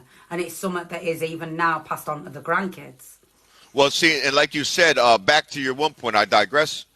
Back to your one point when it that's how it moved from that the matriarchal to the patriarchal. Because, like I said, when they're spliced, right? When they're spliced from the different hominids, which were spliced from different monkeys and things like this, right? Prior to that, see, this is what people don't realize. There's a it does this. This is the planet. Light and dark cycle, your pineal gland, it reads the light and dark cycle of the universe and conveys it to the planet. See what I'm saying? We're coming out of the dark cycle. That's why this information we're speaking of right now is available to us, right? If you can want to reach into the ether and grab it, you can have it, right? But so what happened is we created a bunch of hominids before in the light cycle. When the light cycle up, we'll start creating more, trying to create more hominids and different things like that. And when the dark cycle comes, then you see some of the ones that was able to make fire, and they came out the caves, and that's what happened. That's exactly what happened. Some of them weren't able to make fire, and they would just go and they wouldn't make it. You know what I mean? They weren't able to procreate on their own. You see what I'm saying? These people were able to do it, and they made fire, and they went into the caves. Then Moses III brought them knowledge. But when they are spliced, they're spliced out of apes and monkeys. That's a fact. But I'm not trying to be a certain way about it. This is just the truth, ladies and gentlemen. They are a 6 genome sequence. The chimpanzee was a 5 genome sequence. The African genome sequence is a 9 genome sequence. They came to the Americas, they found a 12 and a 15 genome sequence. I didn't do that study. They did it. But then they try to mix it up because it didn't go their way and try to say, oh, the highest structural diversity and highest structural relationship is with the Africans. They're closely related to all the haplogroups. But that's not what you set out to find out. So why are you coming to that conclusion, people? I don't get it. You went to find out who's the highest genome is what you did. You thought you were. That's what it was. The European so-called white folks thought that they was the dominant race, and they set out to prove it. And before anyone in the comments get offended, please note this is two people having a conversation, and there's no offence at using the terms white, European. We're having a conversation to be able to share knowledge and get to the bottom of thousands and thousands of years worth of lies we've been told. So please do not get offended in the comments, reporting me and stuff like that. I just so happens that I have the Human Genome Project with me. So here we go right here. Okay. So as you can see here, this is a graft. Okay. Um, oh my God. I'm going to show you in this graph their findings and uh, a lot more profound things because it shows you something very profound in this graph. I'm gonna show it to you right now. But before we get started, I'm gonna get you familiar with the graph first. Okay. The green is the East Asian, as you can see here. This is the table of contents for this graph. Okay, and I'll help you go through it. The green is the 6 genome sequence. East Asian, what we know as the Asian people today, or the Native American people are East Asian people. You're Asian. East Asian, 6 genome sequence. The European is the blue. And you see the, you see the East Asian green over here. East Asia, the green. Right? The blue, you can see the E and the UR, right? The European group is the blue, also a 6 genome sequence. You see them here. Okay? The African group, 9 genome sequence, is the yellow. And you can clearly see that yellow here. Right? So far, we dealt with the whole world. We're not going to deal with this yet. But you see, basically, you see typically green, typically blue, typically yellow, right? You see one purple in there and one purple here, right? We just want to pay attention as we go through the graph. The red is the mixed group. You see some of the yellow come here. You see? See some of the yellow here, and then you see like a mixed group here. See? With the 9 genome and the 15 genome is the purple. You see? So That's what does 15. SAS stand for? SAS is the South Asian.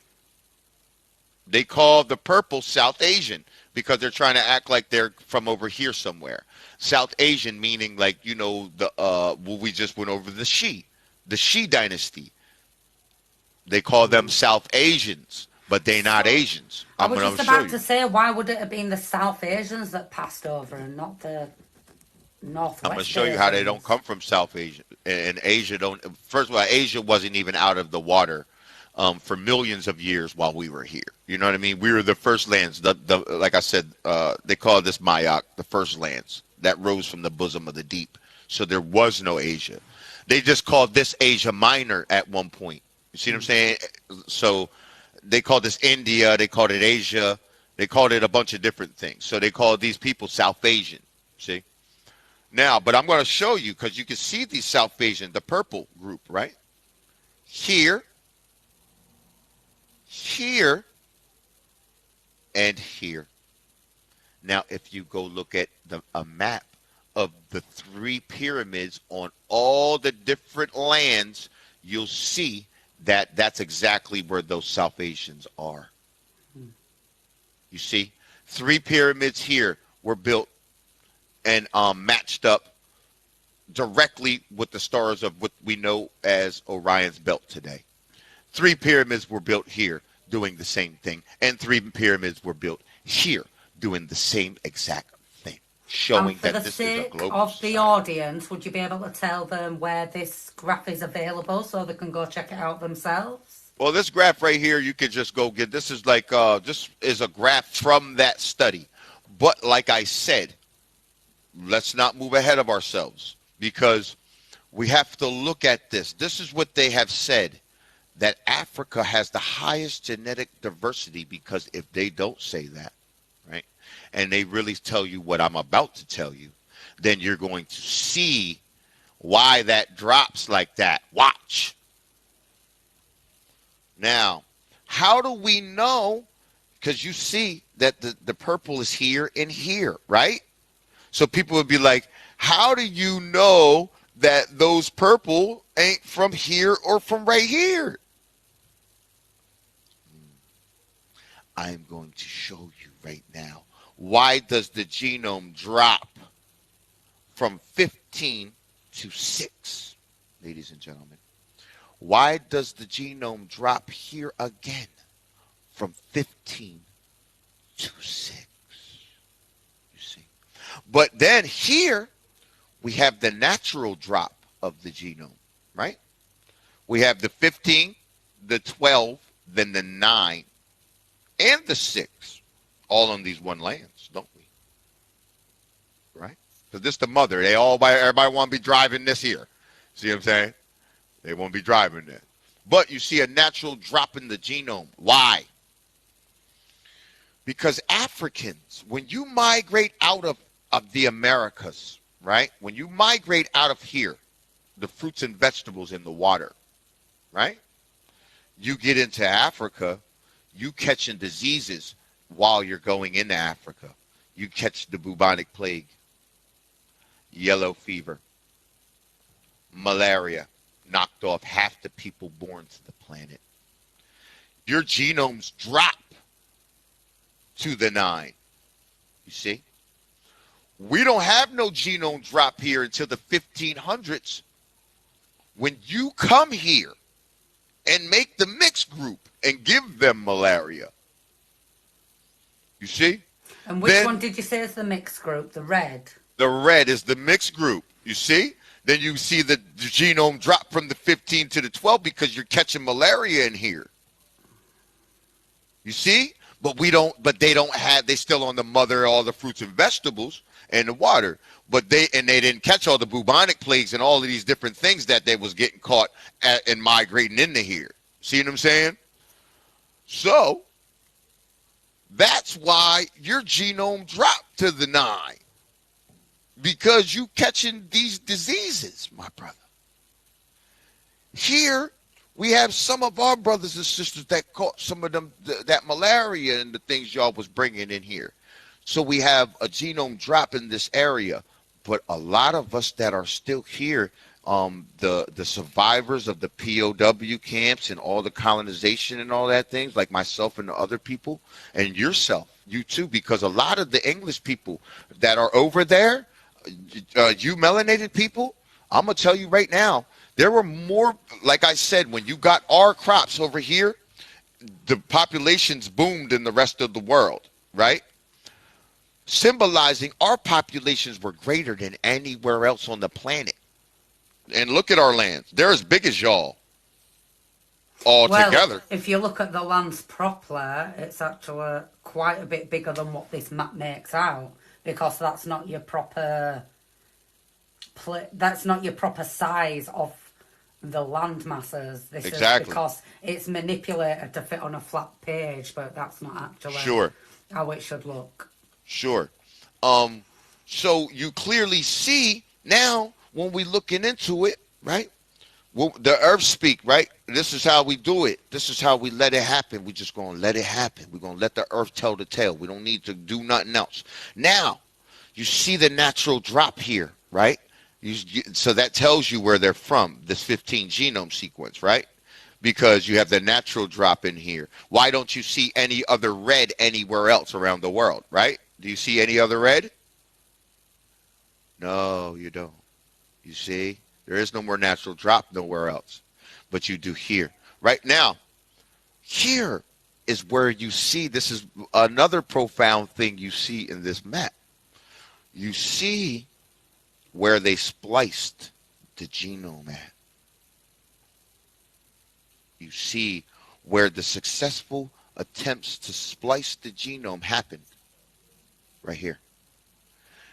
What they found out is that not only does carbon coat the cell, your skin, but it coats the cells.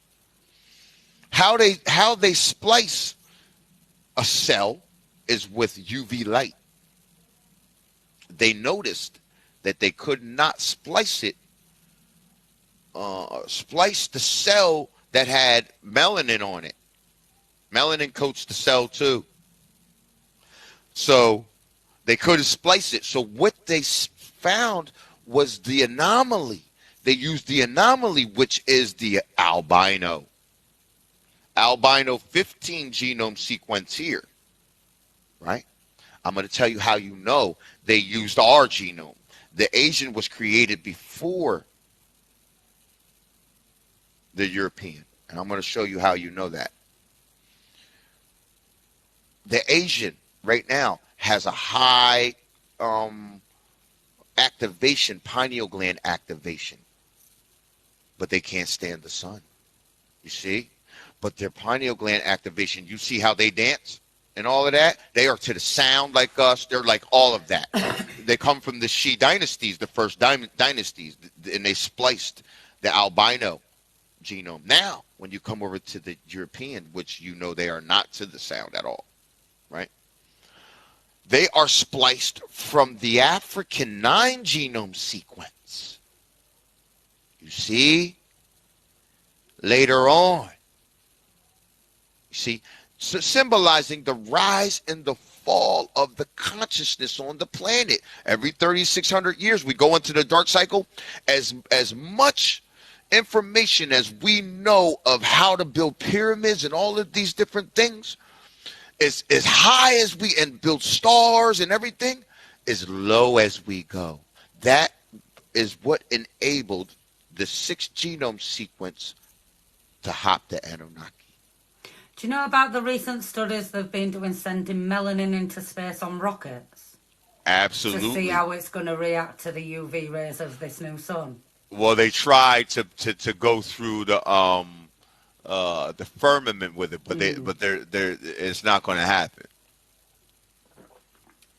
I just thought it were interesting you saying that, and then I'm like, well, it worked so long ago that they were sending melanin up there to see how it reacts. Well, they try to say that they went to space. Well, yeah, I know. We know. But even if they just send it to just below the firmament. Right, the lower Earth orbit. Yeah. Sure. Those types of things, we know that they never went to no type of moons or anything like that. No. Listen to me, ladies and gentlemen. I'm here to tell you right now, they never been to any type of space. The only way you can enter the ether, which they call space today, the only way you can enter the thick ether like that is with your astral body. The only way. Where you can find that information is Emerald Tablet 8. By the way, Emerald Tablet 8, the Emerald Tablets were found in the pyramids of Mexico. So I know they try to act like this is African, but they always try to divert. Look, this is Africa, while they take all our resources here, gold rush, everything. They ain't got nothing over here. Africa got everything. That's the motherland. Look, Africa don't have anything on it, ladies and gentlemen. So we just literally. I love Africa, but can I just ask, by your research, was Africa out of the waters before the Asian European area? No.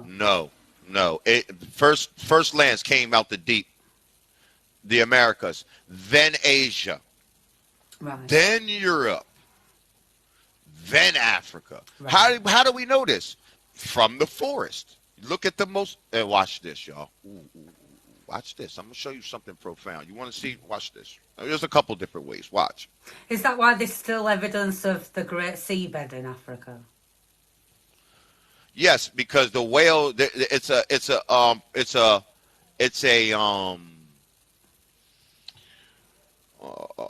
whale graveyard, basically. No. It's a product of evaporation. Right. Because it doesn't have the liquid on it. You don't got no rivers or nothing on you, so you're going to be a product of evaporation. So then it's going to show the whale bones in the middle of your situation, which will expose that you were just at the bottom of the sea. You weren't like a mammal that went back into the sea like the whales did. And you can find that evidence here, though. You can find, and by the way, this is the the springs. Shout out to Mom Dukes for this receipt. Here is the springs in North America and around the world, for that matter. This is the natural springs for around the world, people.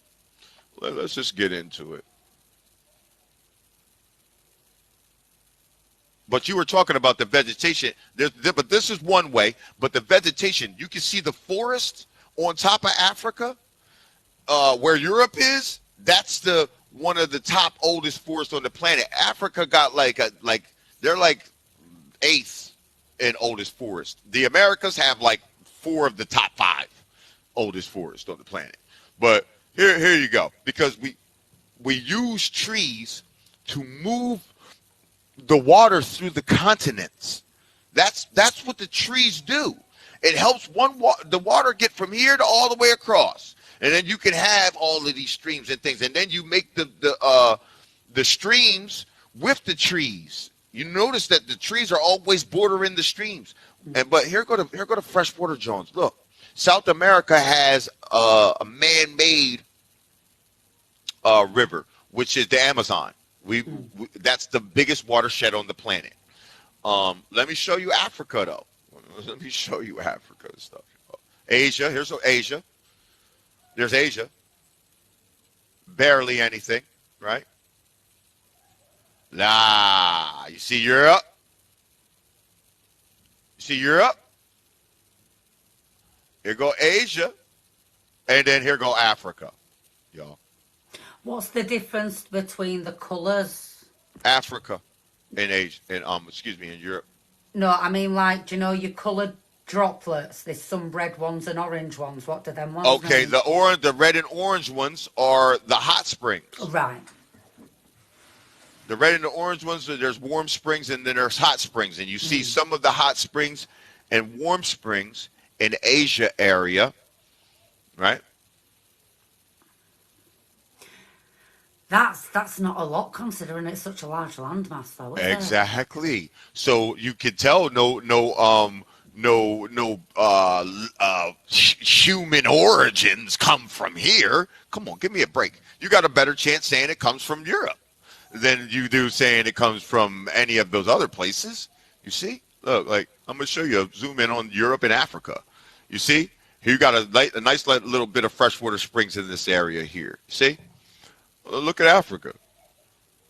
Man. Now, where is the mother at? If you didn't live anywhere, right, and you just came on this planet, right, and they said, okay, you need food and you need water. You can go here, or you can go, which they have like a couple droplets, or you can go over here and you can live your life. Where are you going? Yeah, you're definitely going where all water and food is, aren't you?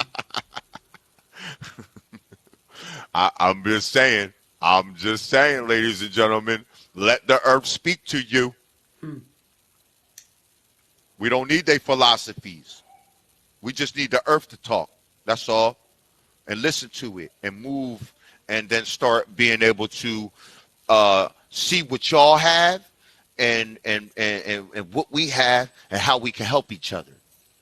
And not worry about these peoples. We don't have to worry about the people doing whatever they do. We don't need their money. We don't need their nothing. We start working for us. Exactly. Like, I don't understand, because you got to think, most of the time when you're going through on TikTok and stuff, there's so much arguments. And I'm like, can we not just have an adult discussion and disagree and share us information, and then we might come to some grand conclusion and not be in this mess? Because I'm pretty sure if we always shared the information with each other, we wouldn't have been able to be lied to for thousands and thousands of years.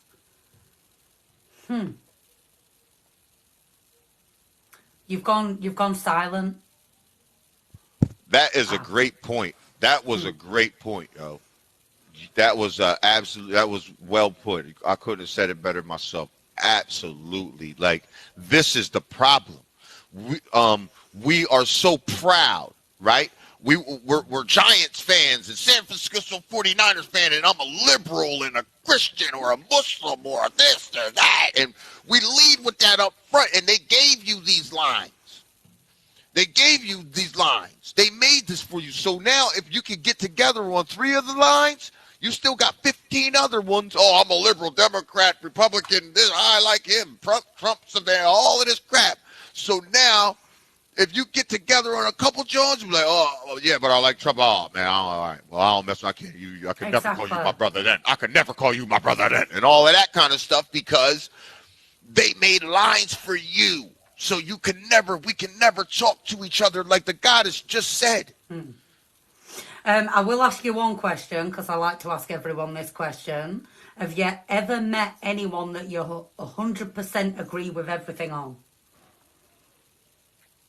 No, if we were all Exactly. the same, it would be so stupid here. We're designed to be different. The circle's supposed to happen. I'm supposed to throw you my information, you throw me yours, and then we make a circle with it. We build and we grow. There is no population overpopulation and all that crap. I showed in my joint a couple different times, like this world is barely populated. We barely have anybody on this planet. You You could just don't literally realize fit it. them all into, is it New York? That you could fit every human on the planet into New York? You could put them into Jacksonville, Florida, Geez, that's small. and Exactly. just the county of Jacksonville. Oh, that's a good question. One of my guests says, what are your views on rhesus negative blood types? Because I know there's a lot of complications in rhesus negative. Like, they seem to be a target of blood donations. And, like, I really have. I don't. That's not really my expertise. oh, no worries. That's absolutely fine. We can get into that another time, darling. So let's have a look at one of my other questions. I know the O blood types are indigenous to these lands. So if you got O blood types, you part of the oldest line that ever walked the planet. That's fact. That, and you come from right here. Your line come from right here. You probably know some cosmic stuff. Like, reach out to me and I'll help you tap in. I'll help you find it. Like I found mine. Literally, I as you can see, like I've literally deciphered the sky. I showed people the Fertile Crescent. I showed I man. think I've seen one of your videos on that. Yes, I literally walked outside my house and deciphered the universe. Showed people that the what the Fertile Crescent is. I showed that happens over the Americas. That's the only place you can see it with the naked eye. And if you're in Europe, Asia, or Africa, you need a telescope to see it. But from here, we could see the Fertile Crescent with our naked eye, which was Venus going behind the moon. And you still see the Mars was in front of it, and it made a red crescent moon.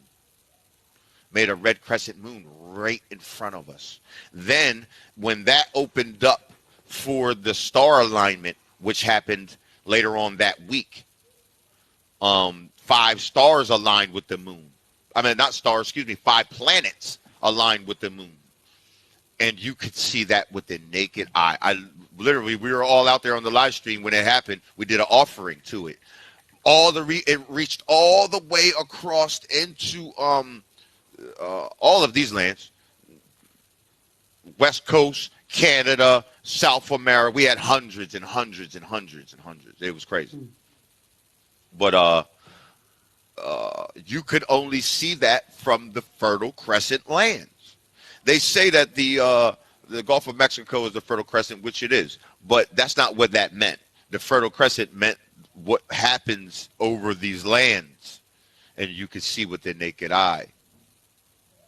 It was made over here. It was made from here. Those stars, those planets were created from here. So do you know when you're looking up at that, can you see Venus through the moon where you shouldn't be able to see it? It makes it a red crescent moon, yes. Yeah, but can you see the actual star? Like the actual Venus? So it's an ancient symbol, isn't it? Yes, it's a symbol. It's where they have today. We're in Mesopotamia, right here. Where am I at here? Hold on, I'm gonna show you Mesopotamia. Yeah, Mesopotamia. They say is the Fertile Crescent. I'm gonna show you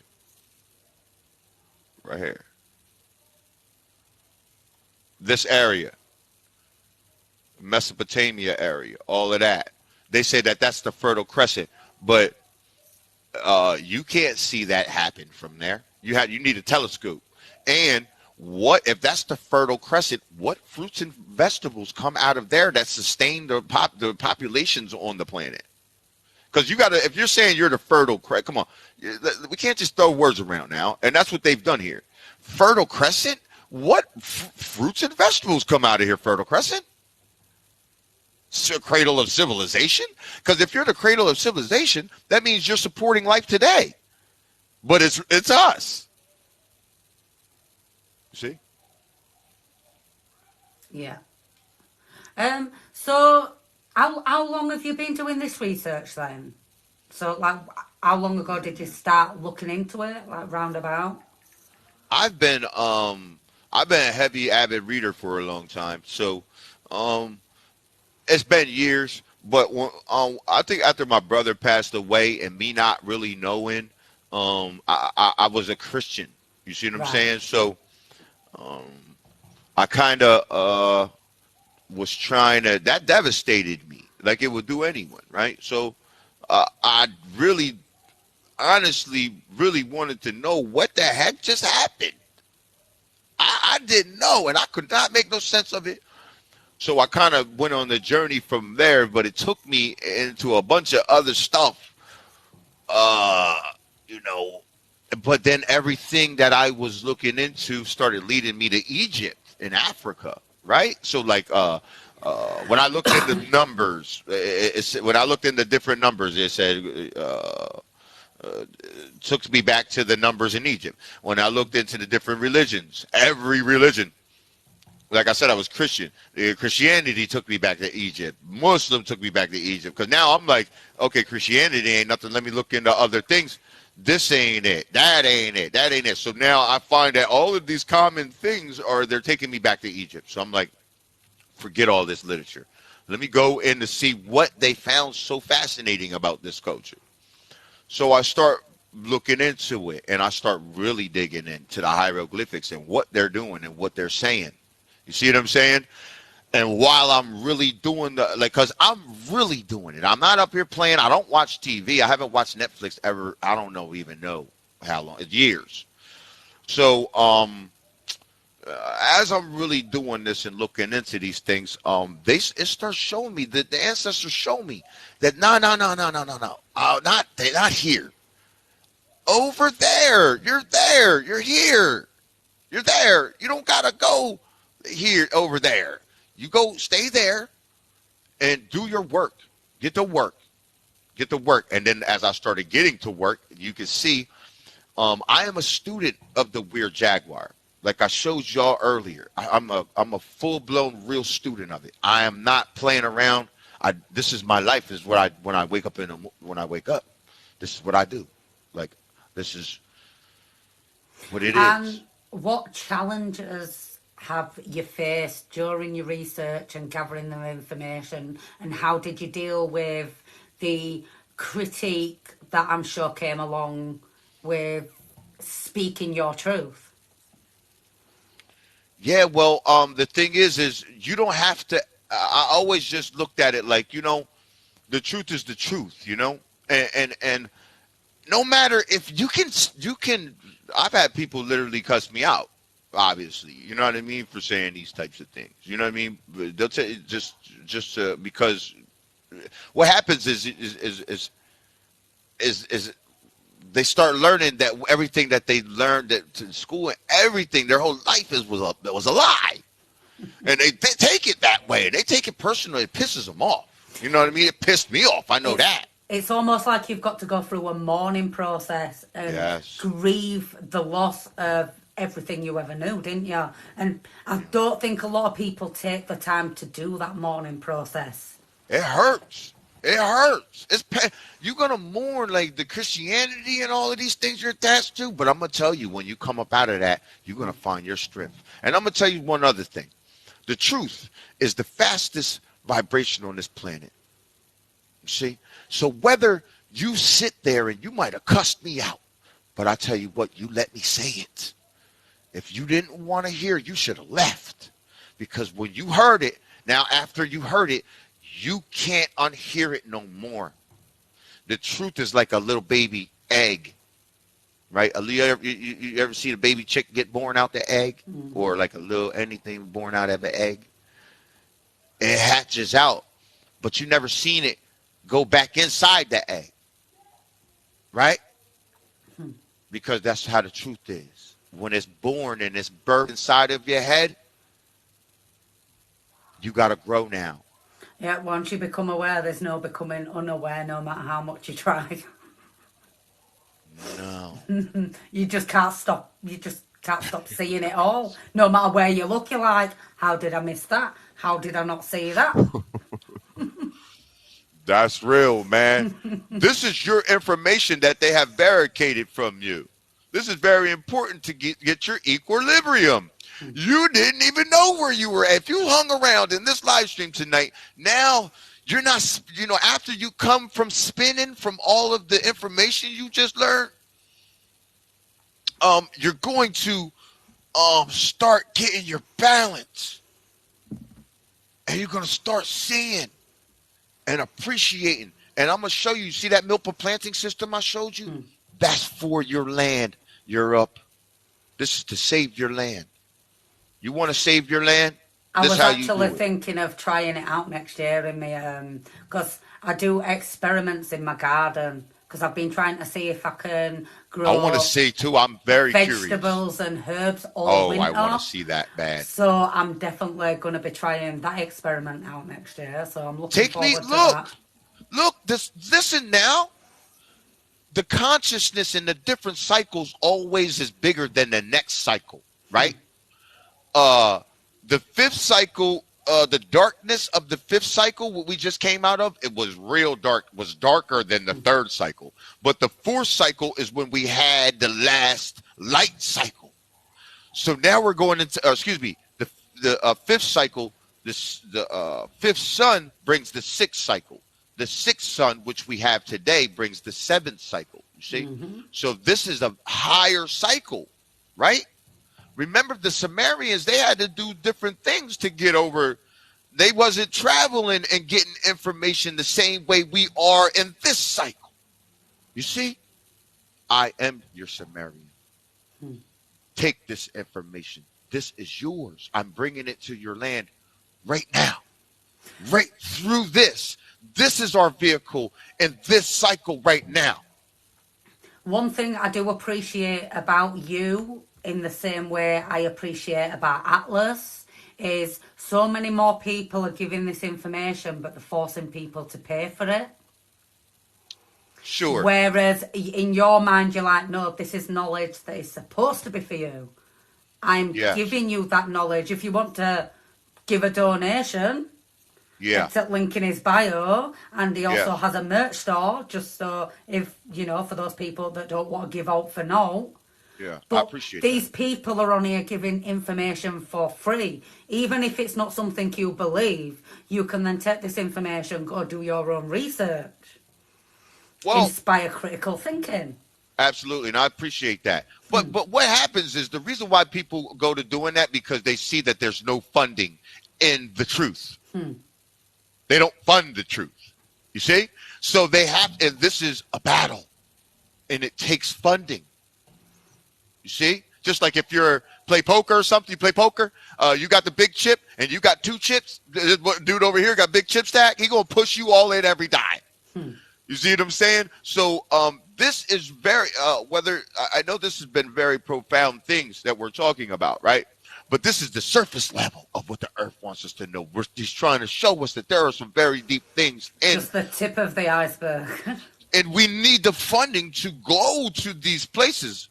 I'm about to go into the Yucatan in a second, and you know that that's going to get very interesting, ladies and gentlemen. I mean, just from y'all, if you stuck around and you stayed in here and you see what I'm about and you see really what I do, then you know me going into the Yucatan is going to get very interesting. You see what I'm saying? So, but that's another thing about you. You're not just sat at home reading books. You're actually going out and trying to gather the information for yourself and look upon these things yourself. Like, you would have not known what you knew if you didn't go take pictures of those Sumerian hieroglyphs yourself, you would only know what the internet showed you about it.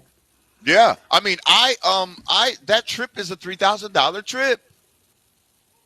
Like literally, I'm going down in there for 4 days. You see what I'm saying? I did get some donations from my people. We got about probably $450 in donations for that trip, and I deeply appreciate and trust me. They have. I had a $600 budget one time. They gave me I got a donation $600, right? I took them donations and I found those Sumerian tablets I showed you and made history with that $600. I made history with it. You see what I'm saying? So wherever we go, I deciphered the Sumerian hieroglyphics, which has never been done in thousands of years. They told you it was a pine cone. I showed you and gave you the ancient forest. And it definitely makes so much sense. Like the way you explain it and the way that you showed the plant that it was taken off of. And no one can look at that image and say, that's a pine tree. Because that's not what pine trees look like.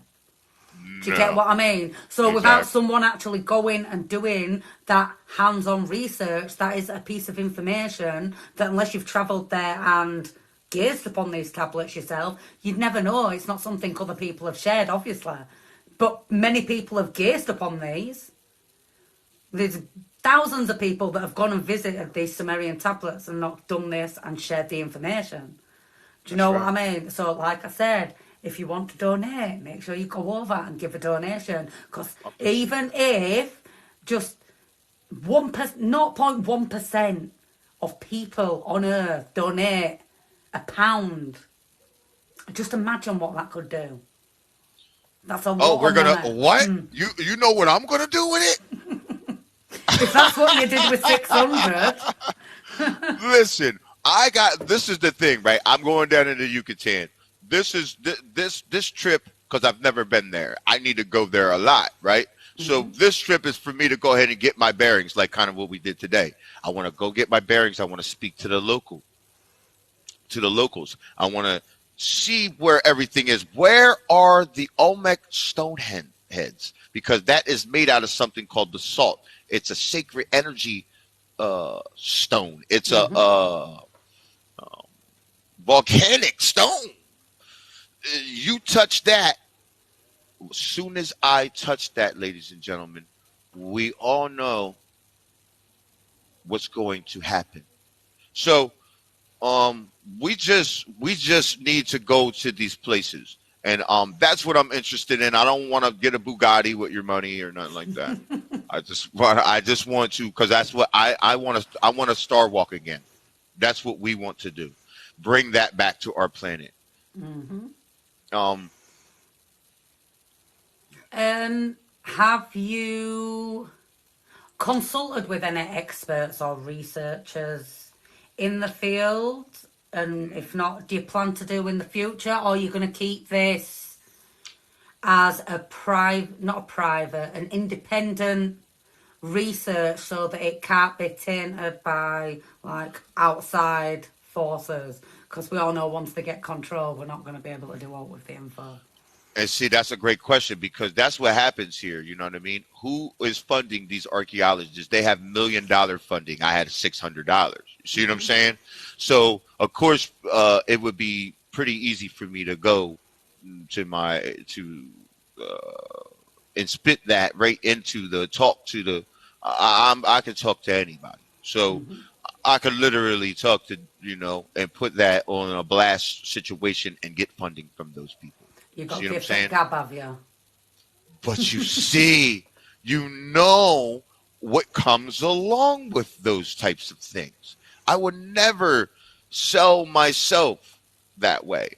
I am going to be funded by my people or I won't be funded at all. And I'm gonna bring back what what that brings. That's it. That's the um, only that's my path, and that's the path I gotta trek. There's no other way. I can't go to the Smithsonian. Why? Those are the people who are trying to stop me.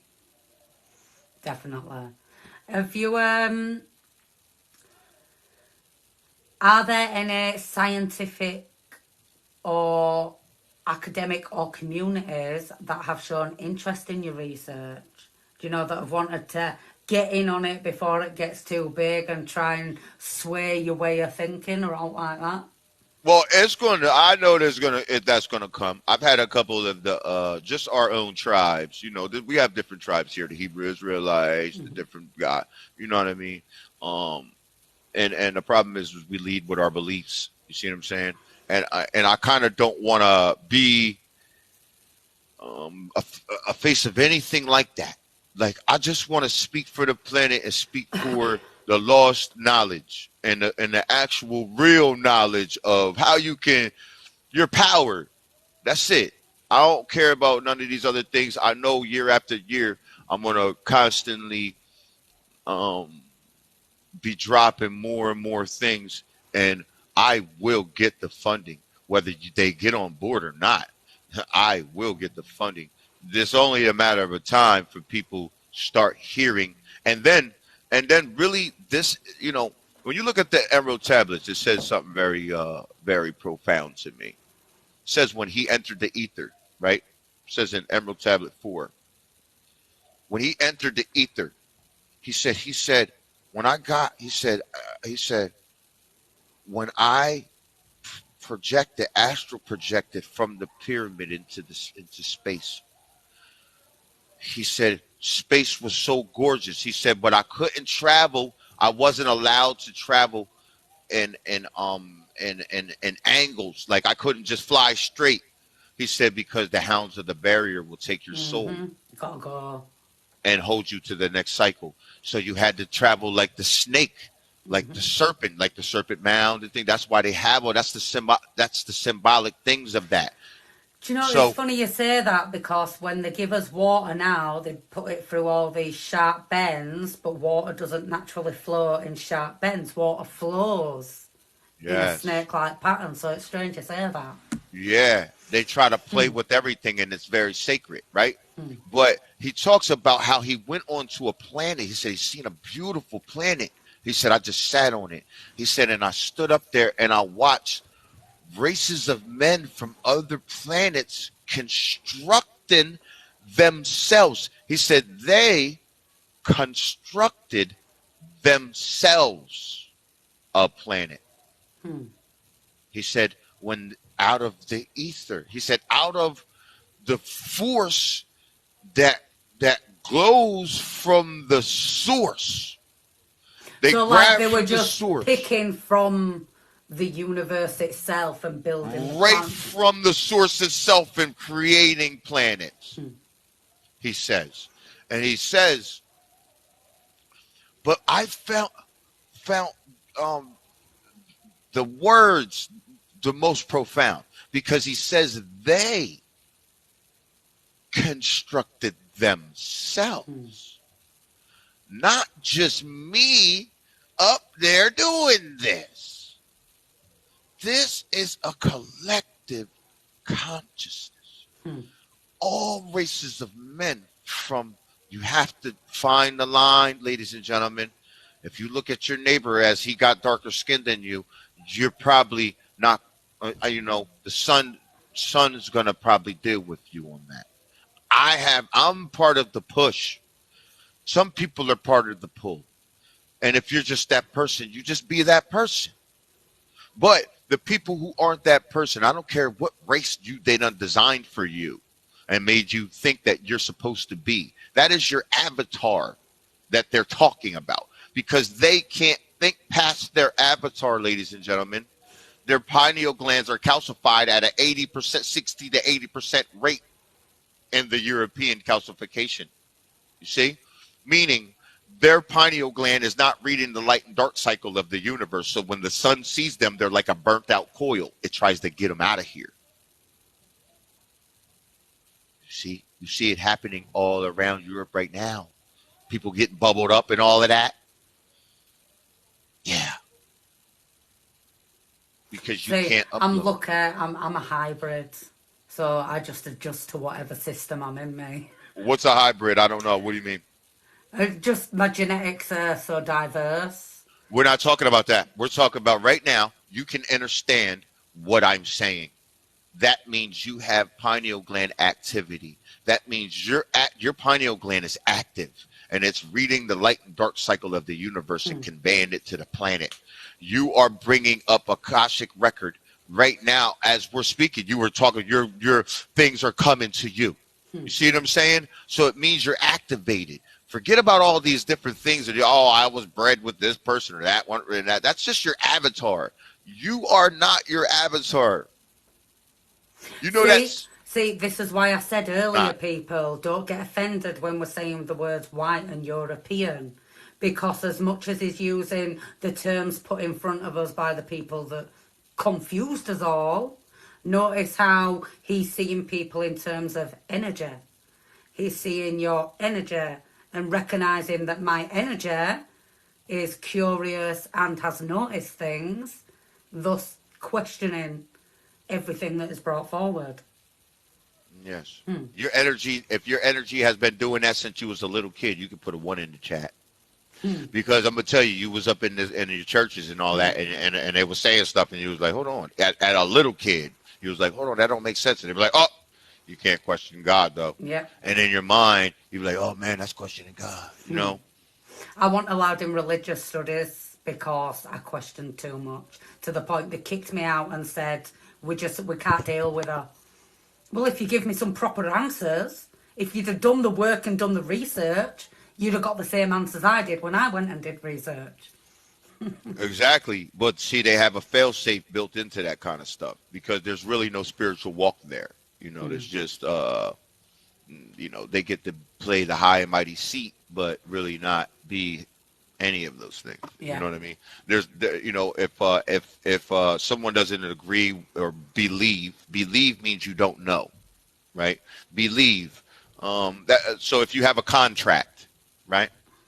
This is what believe is. This is why you got to be careful when you believe someone. Be careful, right? Means your being needs to be careful. Believe, right? Means to take your mental leave. You take a mental leave. Cement basket downstairs. Meaning, when say like someone gives you a contract and this is multi-million-dollar contract right in front of your face. You don't get a lawyer on that contract. You sign in a 10-year contract, whatever it is. You just believe and you sign it. You believe that contract is in your best interest, and you'll take their word for it.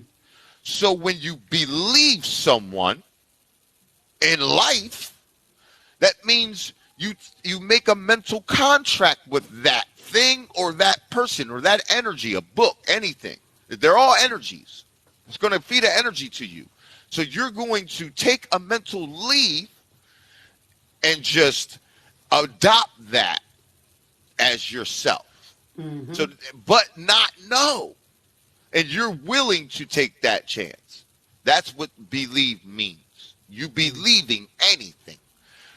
That's why I tell my people, my channel is where you come to know. I'm going to make you a knower, not a believer. You don't need to believe anything because the answer is there. You just got to stop looking where they told you to look. Definitely. See, I was raised to believe nothing and question everything. And again, that's from a Christian woman. You know, she believed if you were going to become a Christian, it's something you've got to do off your own back after reading all the information. That's right. You know what I mean? So... Sure. Absolutely. I mean, these belief systems have just... they use them to control the population. So, whatever you believe, that's fine. Okay, I'm not saying, all right, you want to... I told you what that is. If you just say, I don't care, I still want to believe this, fine. But what I would say to you is, it is paramount. We are under pressure like a diamond mine. right now, right? Hmm. It is paramount that when you're dealing with your brother or sister, right, don't lead with your belief, because that's what happens now. If you're a Muslim and he a Christian, then he ain't your brother. He's a kafir Hmm. and all of this other stuff. No, no, no. Then you go and join with them people, the Hmm. ones who gave you that line. Because I can break your whole religions down and break them all down and throw them out the way right now. Like literally, I've literally done so many things when we're talking about the religions and all of that kind of stuff. I know Muhammad was funded by the Pope, because Hmm. they wasn't going for, in that part of the world, they wasn't going for Jesus Christ as a man being God. So he didn't care as long as he was going with the Abrahamic religion. He didn't care. So he funded Muhammad to do what he did over there. I I The always whole thing. say the way should not have had to be forced. Anyone who did not comply was silenced. That doesn't seem like the way to me. You Well, know. they said when you do the offerings, the fruits and flowers offerings, like Cain was doing, they said that's evil. Hmm. They said that's evil, and uh, uh, that's voodoo. So that's where you get the Salem witch trials and all of these different things. Like, Well, I always say if I were alive a couple 100 years ago, I wouldn't have made it to my adulthood because I would have probably been burned as a witch. yeah, I'm pretty sure my teachers at school wanted to do that to me. They weren't right keen on me at school. Science teachers didn't mind me, but most of the teachers, they couldn't stand the fact that didn't matter what you brought to me, I was going to question it, and you could not tell me because I said so, or because sure, this book says. Well, you better explain it because I get an explanation at home. sure. But the books, 95% of them have been written by the people trying to do what they're doing to the Hmm. people today, right now. Everybody sees and everybody knows what's happening here on these lands, not just our lands, Hmm. but your lands too. And I don't care what you identify or what your pronouns are. Are you the light or no? Hmm. If you're not, then you go step with them. I know one thing's for sure, there's not many people that enjoy standing in my presence and have never done. And my husband says it's almost like I'm a repellent because they're not they're so brainwashed with the information they've been given that the truth that I offer is just it burns too brightly for them to even stand within the presence of it. Yeah, because some people, they don't want to have to be confronted with themselves. Hmm. When they look at you, they know they're confronted with themselves. They know Hmm. and they don't want to. They don't feel like it. They don't feel like being known. No, definitely not. Well, while we're on that topic, because obviously it's quite a controversial topic, what implications do you believe your research has for the understanding of our history, like, and the origins of not just the people of America, but people as a whole? Well, I mean, like I said, we have beautiful lands here, but we are our next consciousness is going to be yes, building up these lands more, building up the other lands more. You see, we got some of this done in here. We need to definitely get more um rivers in here and more trees. We need that ancient planting system all through here. But see, the thing is when we go and do those offerings, right?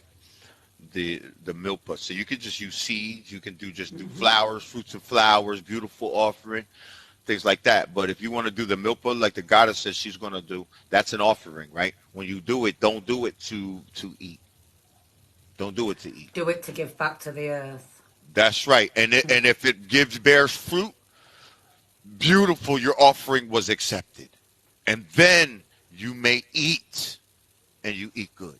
You see what I'm saying? And your soil is more fertile, and you can start literally moving that John. When you can take that soil and dig some of it up, and move it to other parts of your John. So Definitely. See, even if you are of a particular religion or don't believe or agree with what I'm saying or what he's saying, that has got to be something we can all as humans come to the agreement on, right? Saving this planet that every animal relies on, including herself. Instead of constantly taking and taking and taking, we need to put something back into her. Because, like I said earlier, she's a sentient being. And what do you do when you get a fever? You try and get rid of it. So we better stop being a fever to the earth and start being that good probiotic bacteria for her. that's real. There's no other goal here. And I'm going to tell you, that's the only way you can stop um, the manifestation that they're using. It's, communion, that Because manifestation. I the can't big, say it because they'll get me out of here. the biggest enemy of state is community. Because in community, you don't compete to consume. No, I mean like they have communion. That's a spiritual ritual. Oh, you mean drinking blood and eating bodies? I can't say it because they'll get me out of here. But yes, um, uh, that was Abel. Abel, they acted like he was the good one, but he was not. They scapegoated Cain. Cain was brought, remember, fruits and flowers. You see, and what did Abel bring? So when he seen him doing that in the emerald tablets, let me show you something real quick. The emerald tablet up there. Watch this. I actually always said that I didn't feel like the biblical God was the creator. This is off the pyramid walls, the pyramid builders. Now, so this is on the pyramid walls of Mexico. So it says, Thoth the Atlantean explains the reason for the destruction of Atlantis. Confidential knowledge was imparted to unworthy people, and the latter began using it for evil purposes. They also adopted what she just said. And this resulted in numerous incarnations of hellish beings among people. I can definitely believe that. So now, when you see that, you see what Abel's offering was doing. And they made it look like the good, but it is a ritual, a manifestation. And if you don't think that the spiritual rules and runs the physical, why do you think they got them doing that every week? Why do you think they have them doing that every week? How many incarnations did you make from that? Ask yourself, ladies and gentlemen, and then ask yourself this. If that does that and incarnates hellish beings among people, what does the Atlantean Cain's offering do? It incarnates the light beings here. This is what they don't tell you. The ancient souls wait to be incarnated from the Atlantean offering, the fruits and flowers, even Plato. She brought up Plato a little bit ago. I'll show you Plato even saying it. Watch. Watch And this. this is why I tell you people, if you read enough information, you're going to find correlations in these informations that won't talk to us.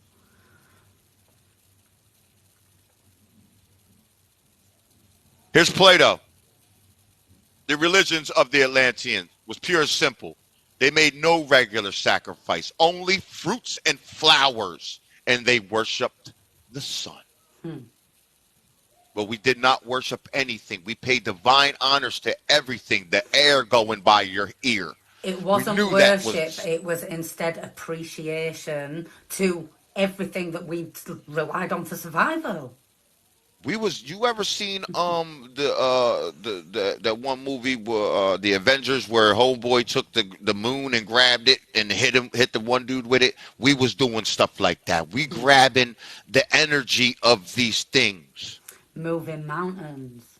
We that's what we could do with the sun's power. You Superman, all of that. He gets powered up from the sun. Man, that's all us. That's why you see Plato and all of them say Atlantis, the people there was half gods and half human. We go around the world, we dominate the sports. That's just what we do. We have the fast twitch muscle in the on the world. We're the mother culture still around the planet, man. So I don't like to get caught up in the ego of it, but we still need to know where the hub and where the rest of this information is because they burnt all the codices here. And we need to know where this is all going to come back from again. Let's get it. One of my commenters said, "You are the airbenders here." Yes, but y'all, listen, you are the same thing as us. The light beings here are not from this even planet. You, if you're pineal gland and you are understanding, not understanding, because after you hear what I'm telling you, I don't have to tell you no more. I don't have to do anything no more with you. You see? You know, but there's no business in that. And that's why they don't pay for this. You see? There is none of that. And nobody's ever heard this. So, listen, you get that fruits and flower offering done, and you incarnate. The Egyptians even said it. The ancient souls wait in the Grand Canyon. They wait in the Grand Canyon. That's why when you go to the Grand Canyon, you put your finger in there, like you'll get the static electric. That's the ancient souls, the energies right there, waiting to be incarnated back here. That's a fact. It's a fact. So do you know a lot about like static energy and stuff? Because I've had this thing since I was a child where I literally zap people, and when I'm excited talking about something, people can be sat next to me and they can literally feel that static energy coming off me, and like it feels like I've got electricity in my fingers and you can hear it. So do you know anything about that? Because it's hard to find people that actually talk about this kind of stuff.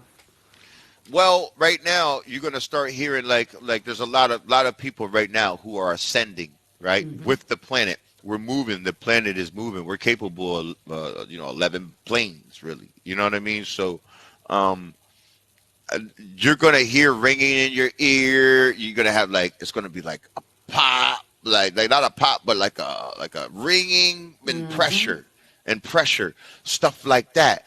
That's coming from. It's the same thing as that. Like if you ever been in in an airplane before, right? And you move up from 10,000 feet to 30,000, right? You get that pressure in your ears. The same thing was happening with the planet. You get the pressure. You get the pressure because the planet's frequency is moving up and you're moving up with it. Now, when you're going to be around some of your friends and you're going to be like, yo, do you feel like you have ringing in? They're going to be like, nah, I don't feel nothing, man. Did you see what happened to 6ix9ine? Then you see. Gunna just got out. Then you're going to see. It's funny because all the time that we've been on, I've been able to hear ringing in the background.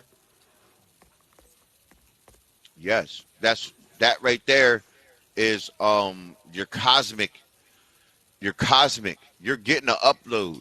The goddesses get them way stronger than we do. You know what I mean? We're not as strong as y'all. Like it's just all it is to it. But we need each other to make the circle to even go into space and create things. You see what I'm saying? So I'm not stupid enough to think that it's just going to be Earth Speaks up here doing this. You see what I'm saying? This is going to be a collective effort on all fronts. And if nobody don't want a collective effort, we're going to be stuck in this cycle. So that's just all that's going to be. And I'll keep telling you until you realize, and maybe a white person to tell you, and you'll be like, oh, you know what? Earth Speaks was right. No, I'll fund that guy. Do you know, I know you don't watch movies and stuff like that, but I actually, I I only watch movies so that I can decipher codes and symbolisms within movies, because it started for me with Dark Crystal as a kid. Now there's a movie called Arrival, and these aliens land on the planet and they're trying to give humanity the message to save themselves. Now, none of them can figure out this message, and it turns out the only way that they can work this out is by everyone sharing the information they've got, putting that information together and getting the whole message. So it's like we're at that point in time now where people are starting to be willing to share their information, that because there's a lot of us that have been doing this for a long time, that have been noticing certain information and the souls have gripped hold of it. So it's like we're in that time now where people are going to start uniting and sharing information and start breaking the code, basically. Yes, that's what we're doing right now. You know, a little bit before is a little bit harder to do during our last dark cycle because we had to move around a different way. You know what I mean? When we're coming out of it into the light. Well, now we have this vehicle called the internet, and I don't have to take a boat, and you know, and now you can my ceiling, so to speak, is now your floor. See, that is one good thing about the internet, being able to speak to people across the globe. And I think that is how people have been able to work out that we've been lied to. Because there's people over here who are like, hang on, but they told us this. And then they're like, but they told us this.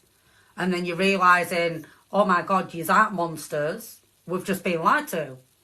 Do you know what I mean? So I think that is probably the beautiful thing about the internet, but there is a lot of bad things about the internet, like the fact that it's a mass programming. Sure, I'm gonna be doing a lot more moving around as far as like speaking engagements and things like that. Um, this information is getting ready to be getting put out. If you want me to speak at one of your places somewhere, just for anybody on my thing, you get with segment on here or digital. They're always in my live stream, and they'll set it up for you. We had a couple requests, but I'm gonna be honest. We try to deal with a couple other people outside of even with some of our people, but we want people that are really about this because we have literally lost money doing this. I have lost probably at least $1,200 doing just putting it out and trying to have faith in our community with certain things, but the people not being professional enough to close the deal. So yeah, It's been nice that you've been willing to speak to me, because obviously I've not been on your page that long, but because every time I watch something I just had more and more questions, I'm like, I'm just going to have files of questions by the time I've finished watching everything. And I'm like the Sheldon Cooper type, and I'm like, can I get an interview? Please, can I get some one-on-one questions with you? yeah, no, that was cool. Yeah, I remember being in the live stream with you and all of that. So, yeah, yeah, I know this is a lot of new information, and that's a lot to digest what we went over because we went through a lot of different topics, which I normally do because there's like a totality of the picture that you kind of gotta get. You know what I Yeah. mean? So, yeah, no, Yeah, anytime. I appreciate you having me here. it's been absolutely brilliant. Because I'm assuming this is going to be like your lifelong mission now.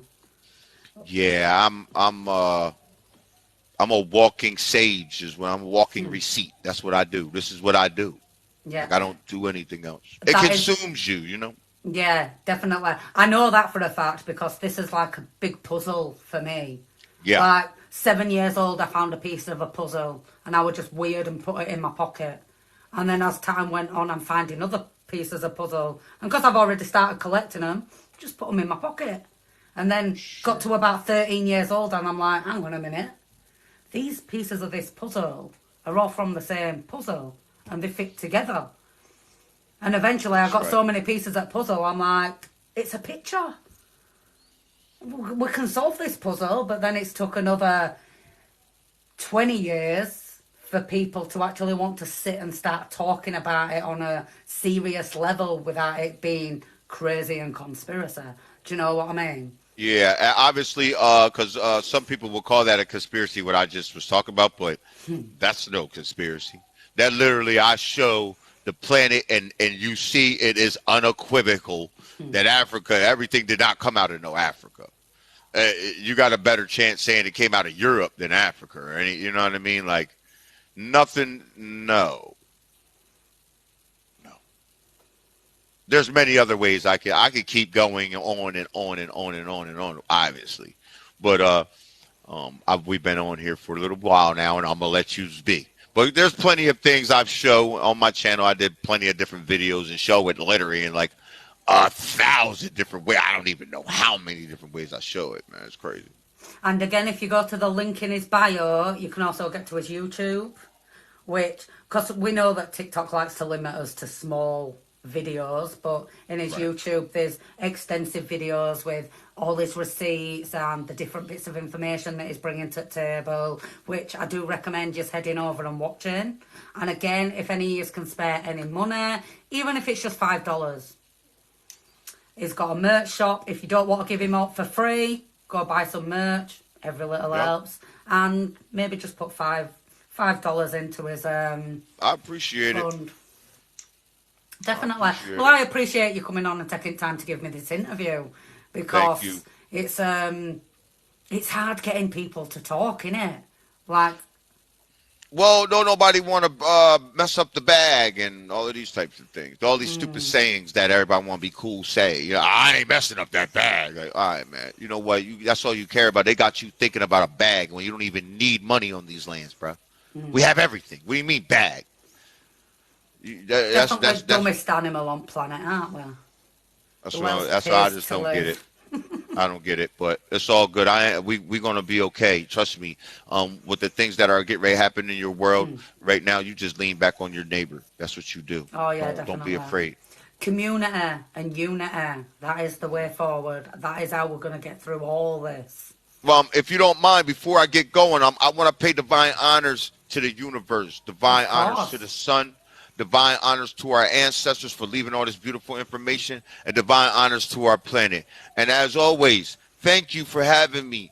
Thank you for all the gifters. Thank you to the donators. Thank you for having me on your show, Trinity.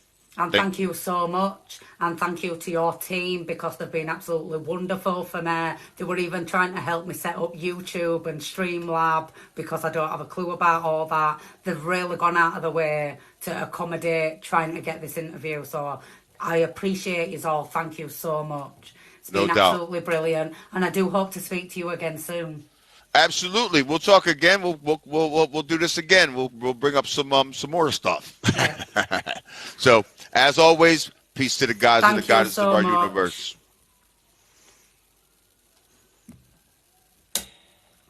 For everyone else, thank you so much for joining us. I've seen I've had quite a few of you in for a while. So that is me for tonight.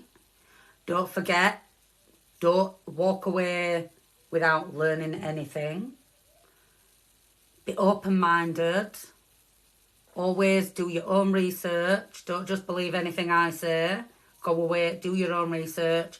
Put the knowledge you have discovered into practice. And I hope you week ahead is full of love, peace and joy.